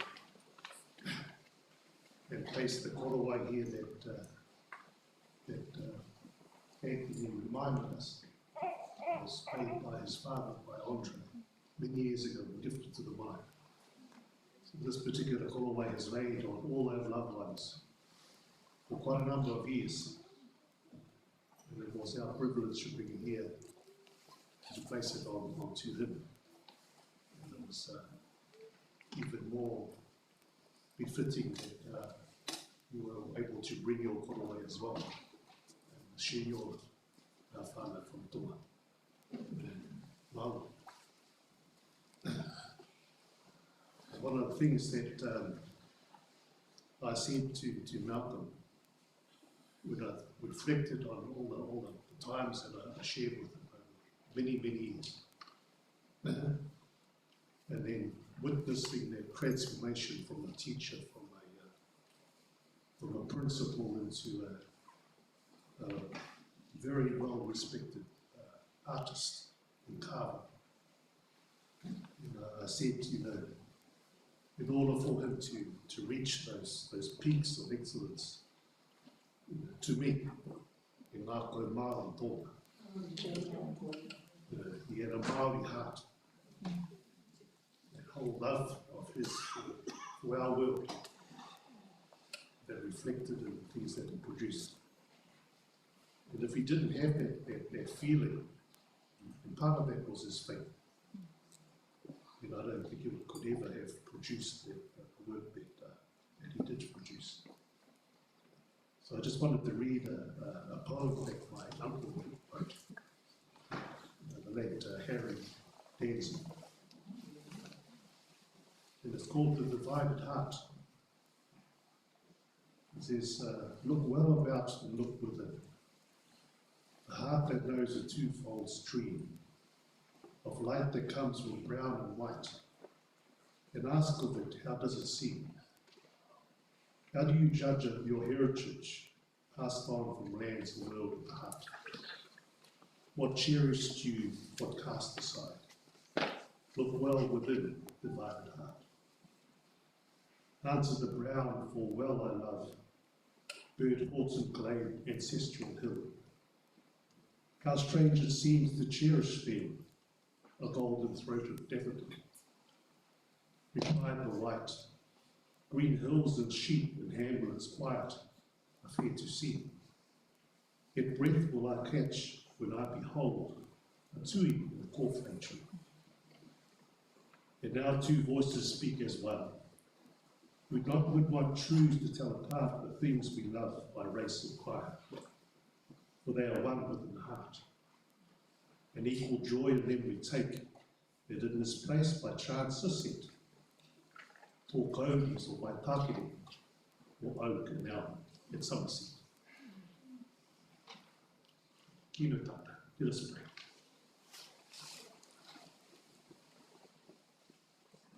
Atu ka harawa, o taunga tukate, katuhi, kataiki. Tēnei mātau e koropiki piko tēta atu nei ki mua ki puaro. E whakawhetei no ko mai miti nei ki hapua ki a kōtau, māma nā ki tanaka tua. Ku he rai nei kunu ki a mātau tei nei. Tēnei mātau te tuku whakawhetei nei whakamoi miti nei ki hapua. O tēnei tangata, tēnei rangatira, nui. O ngā wā, i noho tahi ai mātau ki ai. O ngā koranga, te ho mai noa nei eia i rote i ngā tā. Ngā wā, i katai mātau, māua, tātau. I whakawhiti kōre noi, tātou ki āia. Ino hono nei, te whakaaro i runga anu ngā hara takatewa. Tēnei mātou, te tuku atu nei āi. I runga i te mōhio, ko ti anō te wāhara mōnu, i runga i te mōhio, te whenua. Ko whai wāhi atu rā, aia, te takahi i te huarahi. Ko tina anō te whakatakoto atu, ki mua ki tōna o. Mōhio pai ana mātai te kaho tōna whakapa.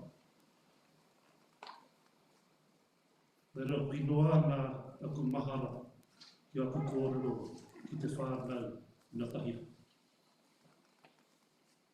Te mea nei, ka rea wā āwaka waka anu mō. Tōna tinana roi o tēnei te tātai atu nei. I tōna wairua i tōna aue. Ki o ki ngā tahi atu anō ki roto ki ore ngari ngā tawhai i ore ngari ngā roto. Ki au hia rei rā te koro wai o tō aroha. O tāu ata whai tirunga ki tāna hoa ki a Marion, ki a rāwa tamati ki mō hopuna.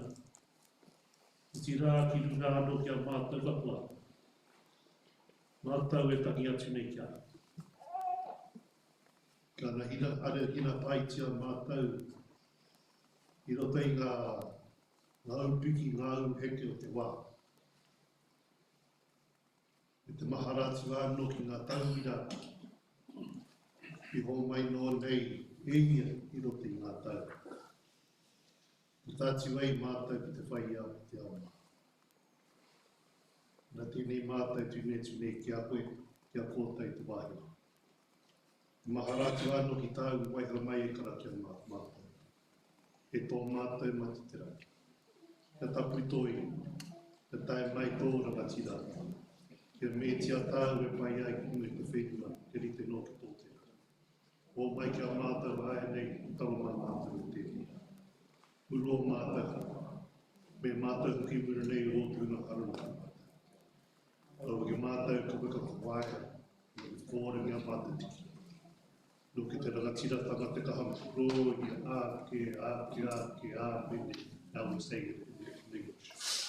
Our Father, who art in heaven, hallowed be thy name. Thy kingdom come, thy will be done on earth as it is in heaven.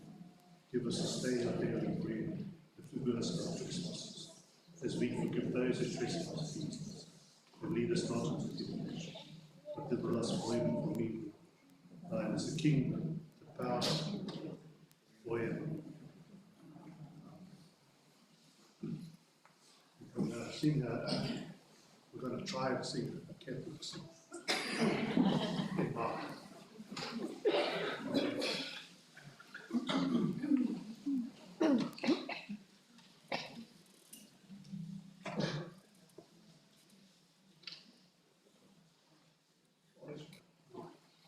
Change. We're going to do one everyone.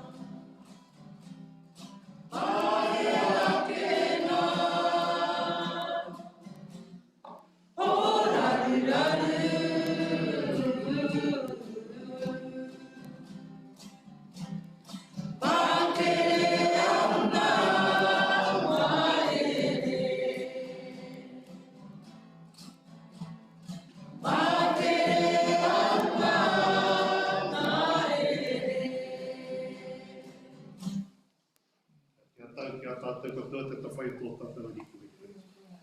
Kia roho te atu i takata, i ka takata ni koe koe tātou wā, ki grace of our Lord Jesus Christ, the love of God, the fellowship of the Holy Spirit. Be with us all now. Ask the voice to come up.